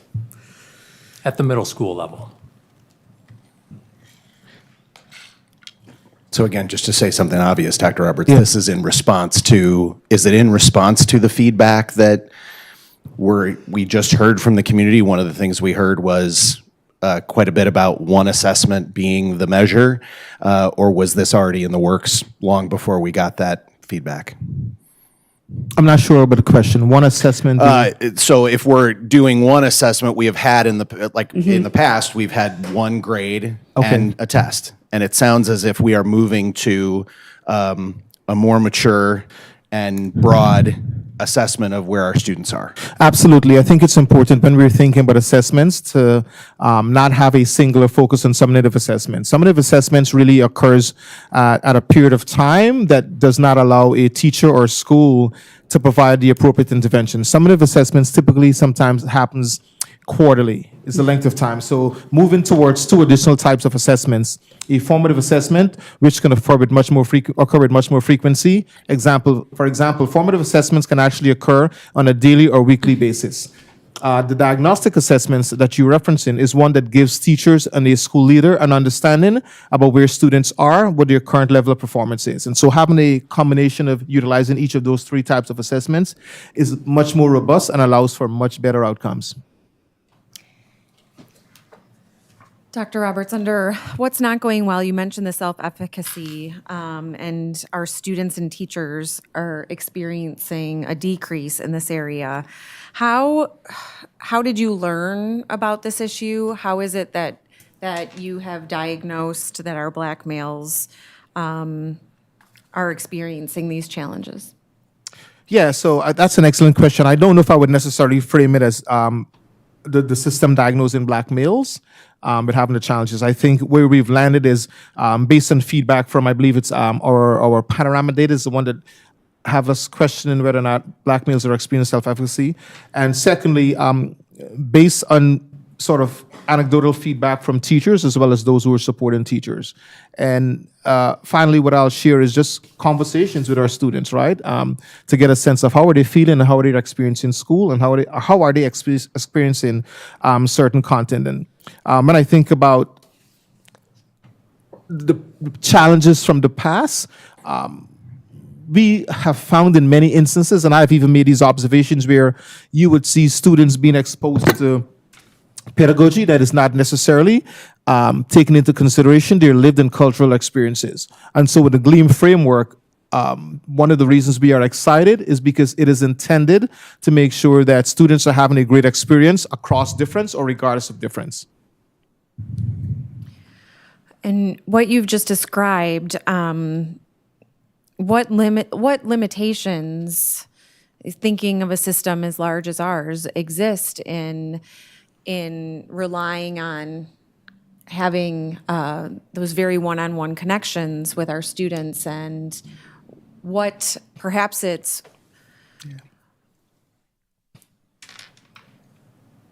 what scaffolds or supports are put into place to ensure that that is happening? Excellent question. And I think it's twofold.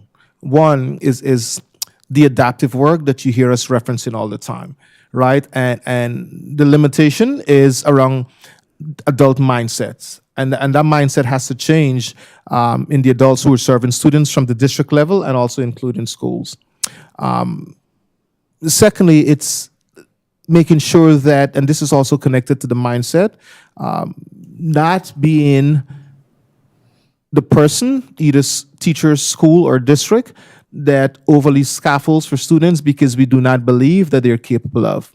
It's exposing students to rigorous content and then building in the mechanism that allows them to productively struggle with content, and then building the appropriate scaffold instead of starting with the scaffold, because the mindset says, and as hard as this is to say, based on how you look, how you speak, who you are, you might not be capable of. And so that's some of the work that we have to do. And so the classrooms that we have visited, I know that I have visited, when we see teachers who are responding very well to the utilization of GLEAM, right, where they're taking the time to make sure that students are exposed to affirming and meaningful content, really bodes well for what is to come. We're not quite there yet across the board, but we have seen a lot of enthusiasm from our teachers around the recognition that that's an approach we should take. Thank you. If I could ask for a linkage, if I'm understanding the discussion around assessments, there's multiple assessments, and we discussed this about the high school level. Can you connect the dots for me with standard reference grading and assessments? Because they feel like maybe the terminology should be interchangeable based on my understanding of standard reference grading, which is to show mastery of a topic before moving forward. That's an excellent question. So I could certainly give you a little bit of a surface level response. And so Taylor and I and some other teammates have had a really deep conversation about 2 weeks ago around how we're making a connection to standard reference grading, and is it meeting our needs? And so can you make that connection for the board? Yes. So something like a standardized assessment would be not something we would consider with our standards reference grading. The standards reference grading is for our in-class formative and summative assessments. And how it works is we have the state standards, and we are breaking them down into what students would need to know or be able to do to have success on that standard. And then we're measuring through the different bodies of evidence that we're collecting. So a body of evidence would be, it could be an assessment, it could be a conversation, like a structured conversation. There are a lot of different forms a body of evidence could take that is going towards that standard that we're referencing. And we're saying if students have not met the target, they're progressing towards it, if they're at target or if they're extending target. So really when we talk about at target, that's the grade level expectation. And so that would translate to, if you're at target in everything that you're supposed to for a course, that would be calculate to an A.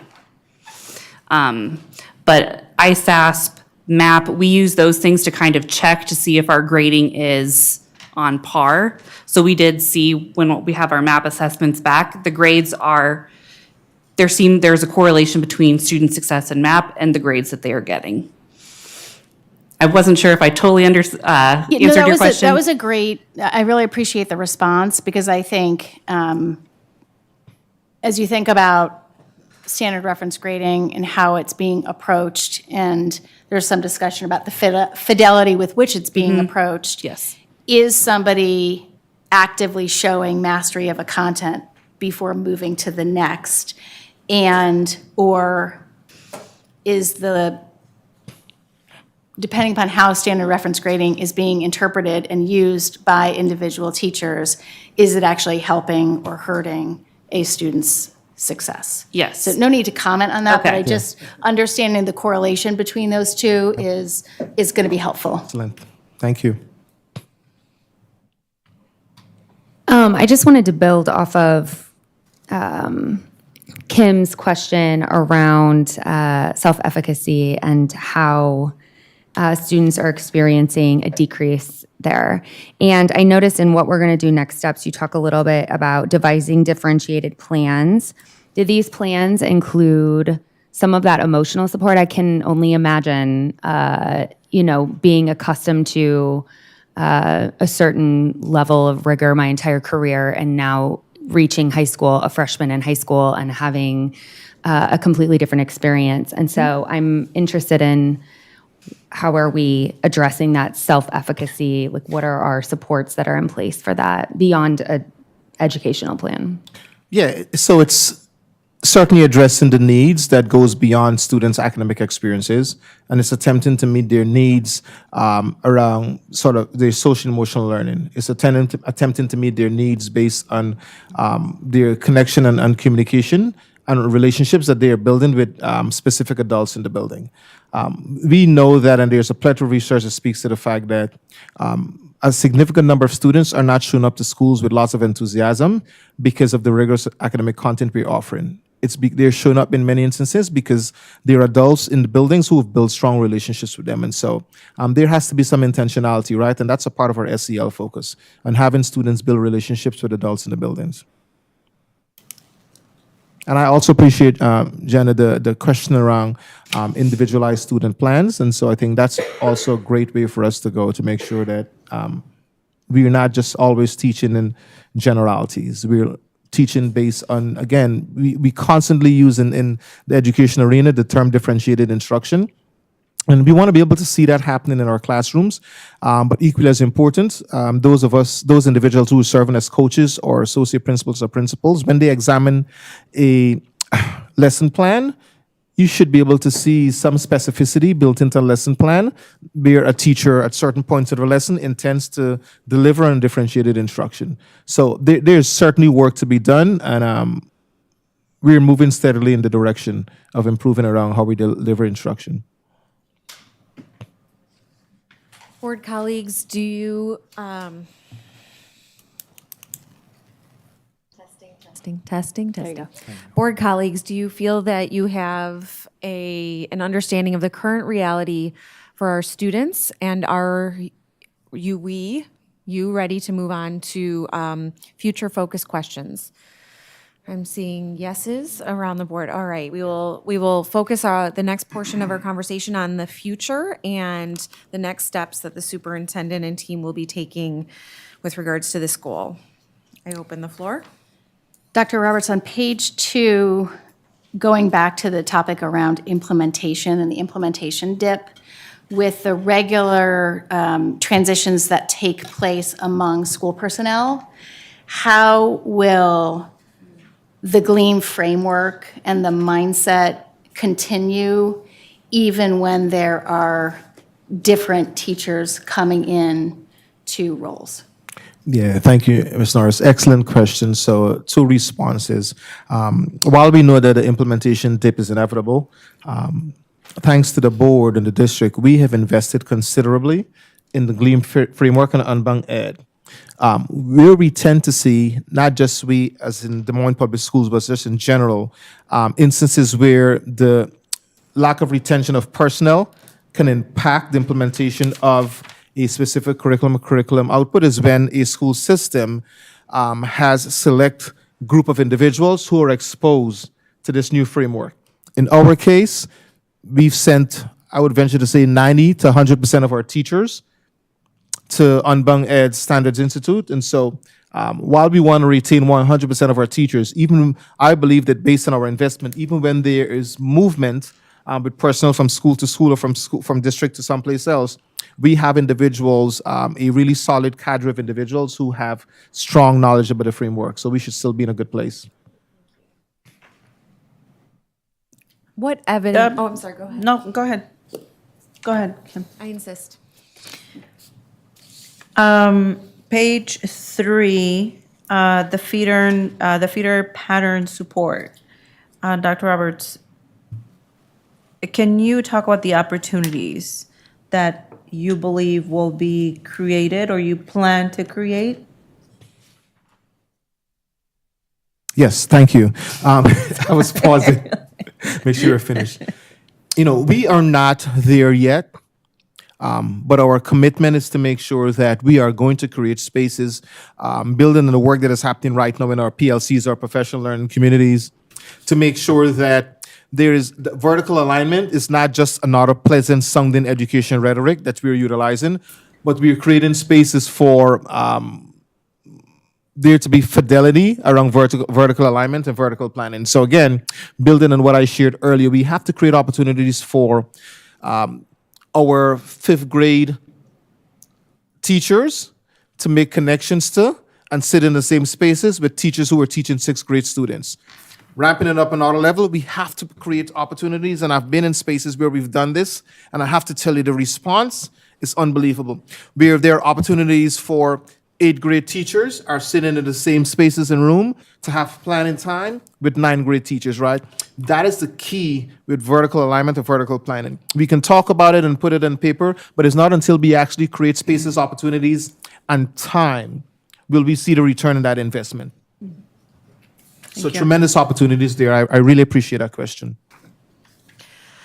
What evidence do we have to support, or what evidence do we have that Gleam is going to work, is going to be the strategy that will work for our Black males? Yeah, thank you. That's an excellent question. We do not have any compelling evidence right now. I have not looked at districts of our size around the country, but this is a research-based framework. A lot of content experts have invested in this, and the team actually, while I inherited this, I know the work of Unbound Ed and the Standards Institute, and the Gleam framework is one of the very few frameworks in the country that has a relentless focus on teaching culturally responsive pedagogy or embracing culturally responsive pedagogy and culturally responsive leadership. And just indulge me for about a minute, if I may. Over the last 2 or 3 decades, we've seen a lot of changes and shifts in education policy. What we have not seen in any of those policies, from Nation at Risk to Goals 2000 to No Child Left Behind, Every Student Succeed Act, what we have not seen in any of them is where there's a focus on meeting the needs of Black and brown children. And for the very first time in this country's pre-K-12 education system, in the fall of 2014, we saw where amongst the 51 million children in pre-K-12 education in this country, Black and brown children are now the majority. At about 50.5% of the students are Black and brown. But what we have not seen is a commitment to say, let's teach them in a manner that meets their needs. And Unbound Ed's work and the Gleam framework is one of the very first that we're seeing. And so we are one of the pilot districts, if you may, right, to be able to adopt at a large scale this potentially credible and research-proven framework. So I'm excited about having these discussions, about a year from now. Because while I shared with the board earlier that we know with major initiative implementation, research tells us it takes about 3 years to see that return in investment, we should be able to come back to the board in year one, at the end of year one, and say, here's what we've seen. And just to follow up to clarify, so the recipe for success is the Gleam framework, which is a framework for teachers to approach the work, the teaching. And we also have a curriculum now that feels open and accessible to all of our students. Absolutely. IM, and it might be, we are excited about it, right? But the onus is on us to make sure that we have the appropriate mapping to the ELA and math curriculum to the actual delivery of instruction, observations of instruction, and how we're providing teachers with feedback. So that's what GLEAM is about. Let me fast forward, if I may, in on April 2nd, 3rd, and 4th, and I've shared those dates with you all in the weekly board update. The Unbung Ed team will be visiting with us, and a part of the work that they're going to do during that time is to have our school and district leaders calibrate around what does grade level instruction look like at every single grade. And so the work that we're doing with this investment goes beyond just our teachers. It really includes an investment from district and school leaders. Thank you. Can you, I guess, so according to AJ's book, there are two inputs that can move an outcome. And one is quality of instruction that students experience. So we've talked a lot about the quality and improving that. The second is the quantity of quality instruction that students are experiencing. And I know that in the What We're Gonna Do, you referenced having a math interventionist in a building. Do you feel like the math interventionist, one person, is enough to really see a movement in quantity of quality instruction making a meaningful impact with our Black male ninth graders? Yeah, and thank you, excellent question. That's the benefit of our PLCs, right? So the PLCs creates an opportunity where it's not just a single person who will look at, analyze, unpack the data, and then drive what reteaching strategies have to be in place. And so we can look at the ratio of teachers to an interventionist or the ratio of students and interventionists to make sure that we're following a model that is a best practice. And so while I don't have off the top of my head what is an effective model or ratio of interventionists to teachers or interventionists to students, that's something that we certainly want to be thinking about. But a single interventionist right now who can support our teachers and also support an intervention program using either a pull-out or a push-in model is something that we will continue to look at. So, Are there any other, in looking forward, next steps that will improve that quantity of education that students will receive, the amount of time that they're going to spend or with math work, or is that it?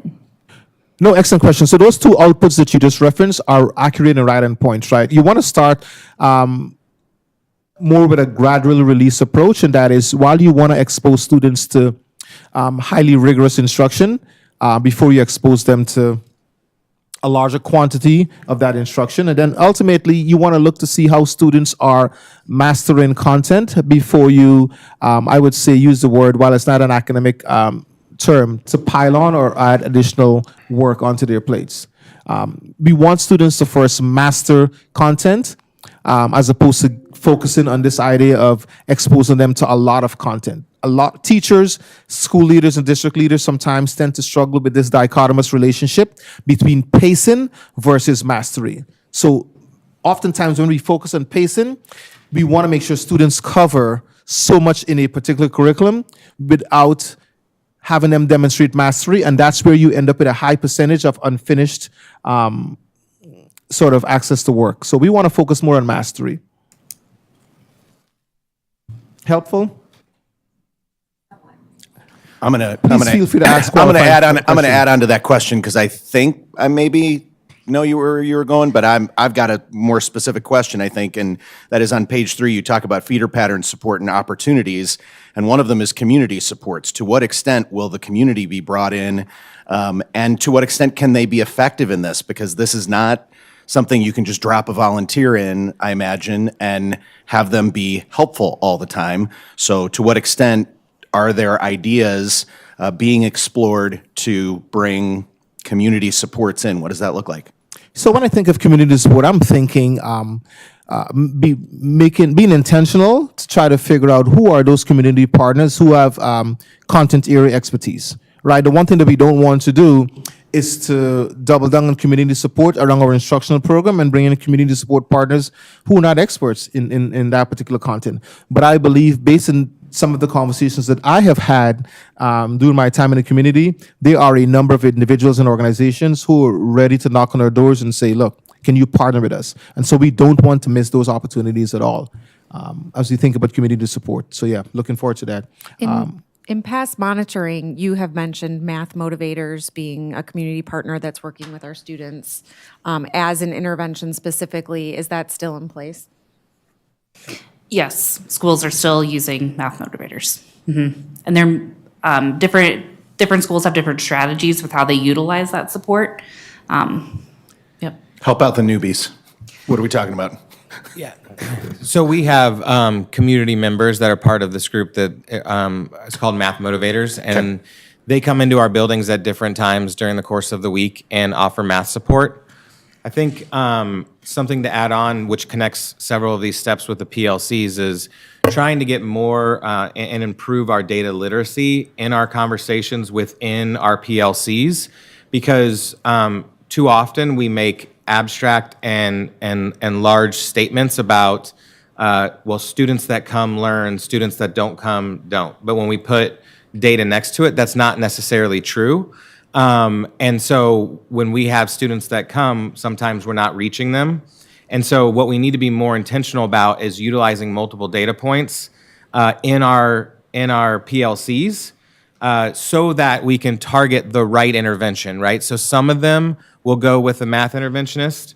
Some of them are appropriate for math motivators, and some of them are actually not showing up. And if you look at all of their grades, they are actually not engaging in multiple pieces, which we need larger community supports and interventions in our group to reconnect them to school. So that those students need a little bit something different at that time than the student that might be discrepant or not showing mastery of the content on like MAP assessment. So they have a skill gap, but they're showing up 80 to 85% of the time, and it's the skills they need. We actually have them in front of us. We can use a interventionist for that. So we just need to be more targeted in our conversations, and I think that ties in a lot of these action steps.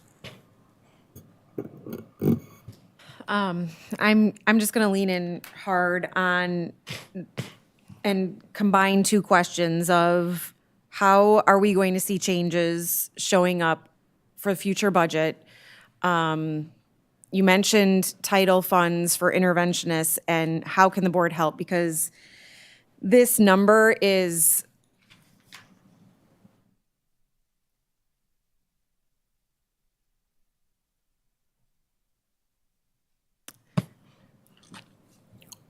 not okay, and I'm excited about the things that we are implementing, and I believe in our leaders, and I believe that we are now doing the right things. However,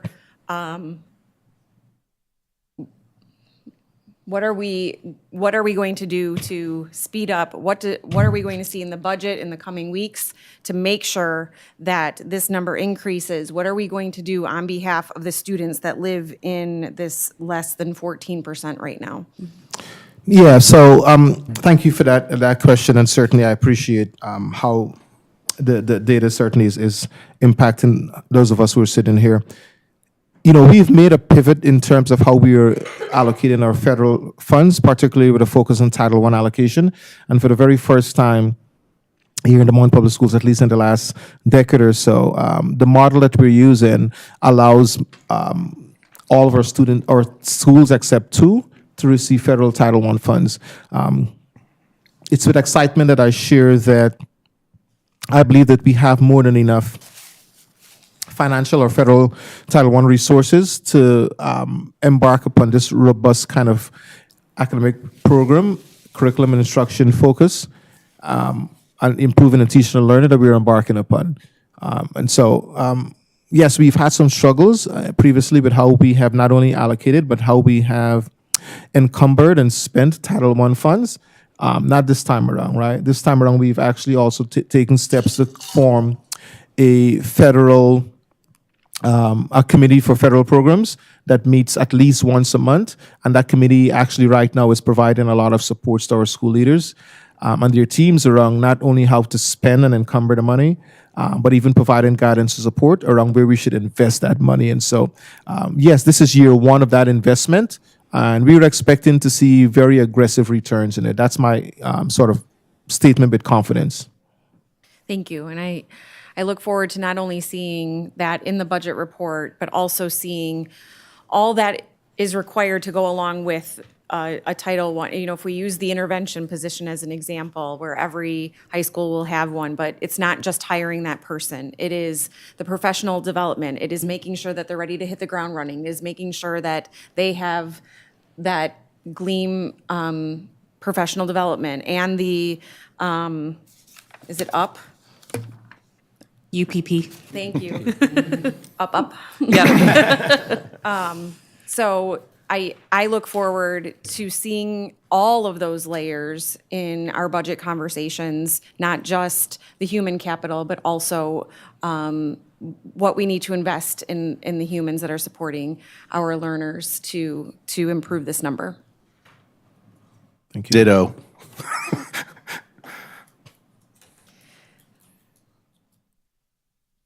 I have one additional question, and that is with regards to summer programming. So in the past, there has been a focus by DMPS in using summer programming, some dollars to support academic achievement in areas where work needed to be done. Is that one of the strategies that is going to be considered this year or not? I know part of it was that we had access to federal dollars, which have now sunsetted.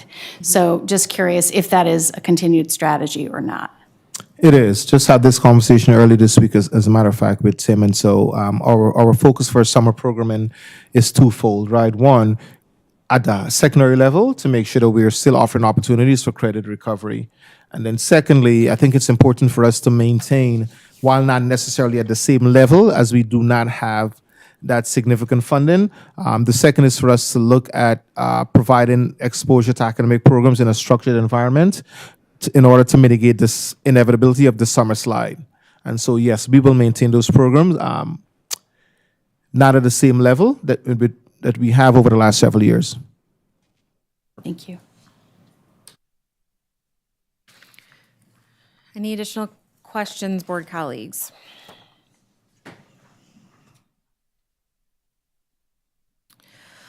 All right. Normally, if we were doing this process within the confines of a regular business meeting, we would accept the monitoring report or not. So we will add this report to our next agenda under consent for acceptance. As a follow-up, this being an opportunity to flex and learn our muscle of monitoring, I will share just some feedback after this session around where we were effective and where we can grow to be more effective moving forward. I would like to offer a potential solution for what Patrick highlighted, some more of the technical questions that come up throughout the monitoring process. It's something that I think we as a board can improve on, and perhaps we can create a Qualtrics form where board members are putting in some of those technical questions of what is this acronym? What do you mean when you say this? So that we have answers to create a document prior to our monitoring session that we can attach to the board agenda with the monitoring report to essentially be an appendices or additional information. I know that we do have an appendix with all of our monitoring reports. However, to build on that knowledge, whether it's assessment knowledge or classroom grading knowledge, those sorts of things, we can ask those questions via the form and publish them for our community members to refer back to for future monitoring and understanding of all of the very in-depth information that we have here in just a few pages. So thank you, Superintendent and team. Madam Chair, I turn it back to you. Thank you. Thanks for taking us through the process and teaching us as well. So based on some of the feedback that I received from some board members, I think we are going to wrap up this work session. And we are not going to do the guardrails conversation. We had a great conversation last night. I think we want to make sure that we come into the guardrails conversation with a lot of focus and energy. And so my recommendation is that we use the February 27th time, which should be held on everybody's calendar already, and move it to that point. I'm not sure if Rodney or AJ are still on, but I know that one of them is available to work with us on February 27th. So board members, I would anticipate that there may be a pre-work assignment to be sure that we walk into our February 27th session focused with the work that we need to do to have it be an effective session. Before we end, I want to make sure that we thank Rosie. Rosie is always behind the scenes doing the hard work and thinking about people's foods and accommodating all of the speakers that come in, and she just handles it with a lot of grace. So thank you, Rosie. And with that, I think we are adjourned for the evening. So thank you very much. Appreciate it. Thank you, team. Thank you.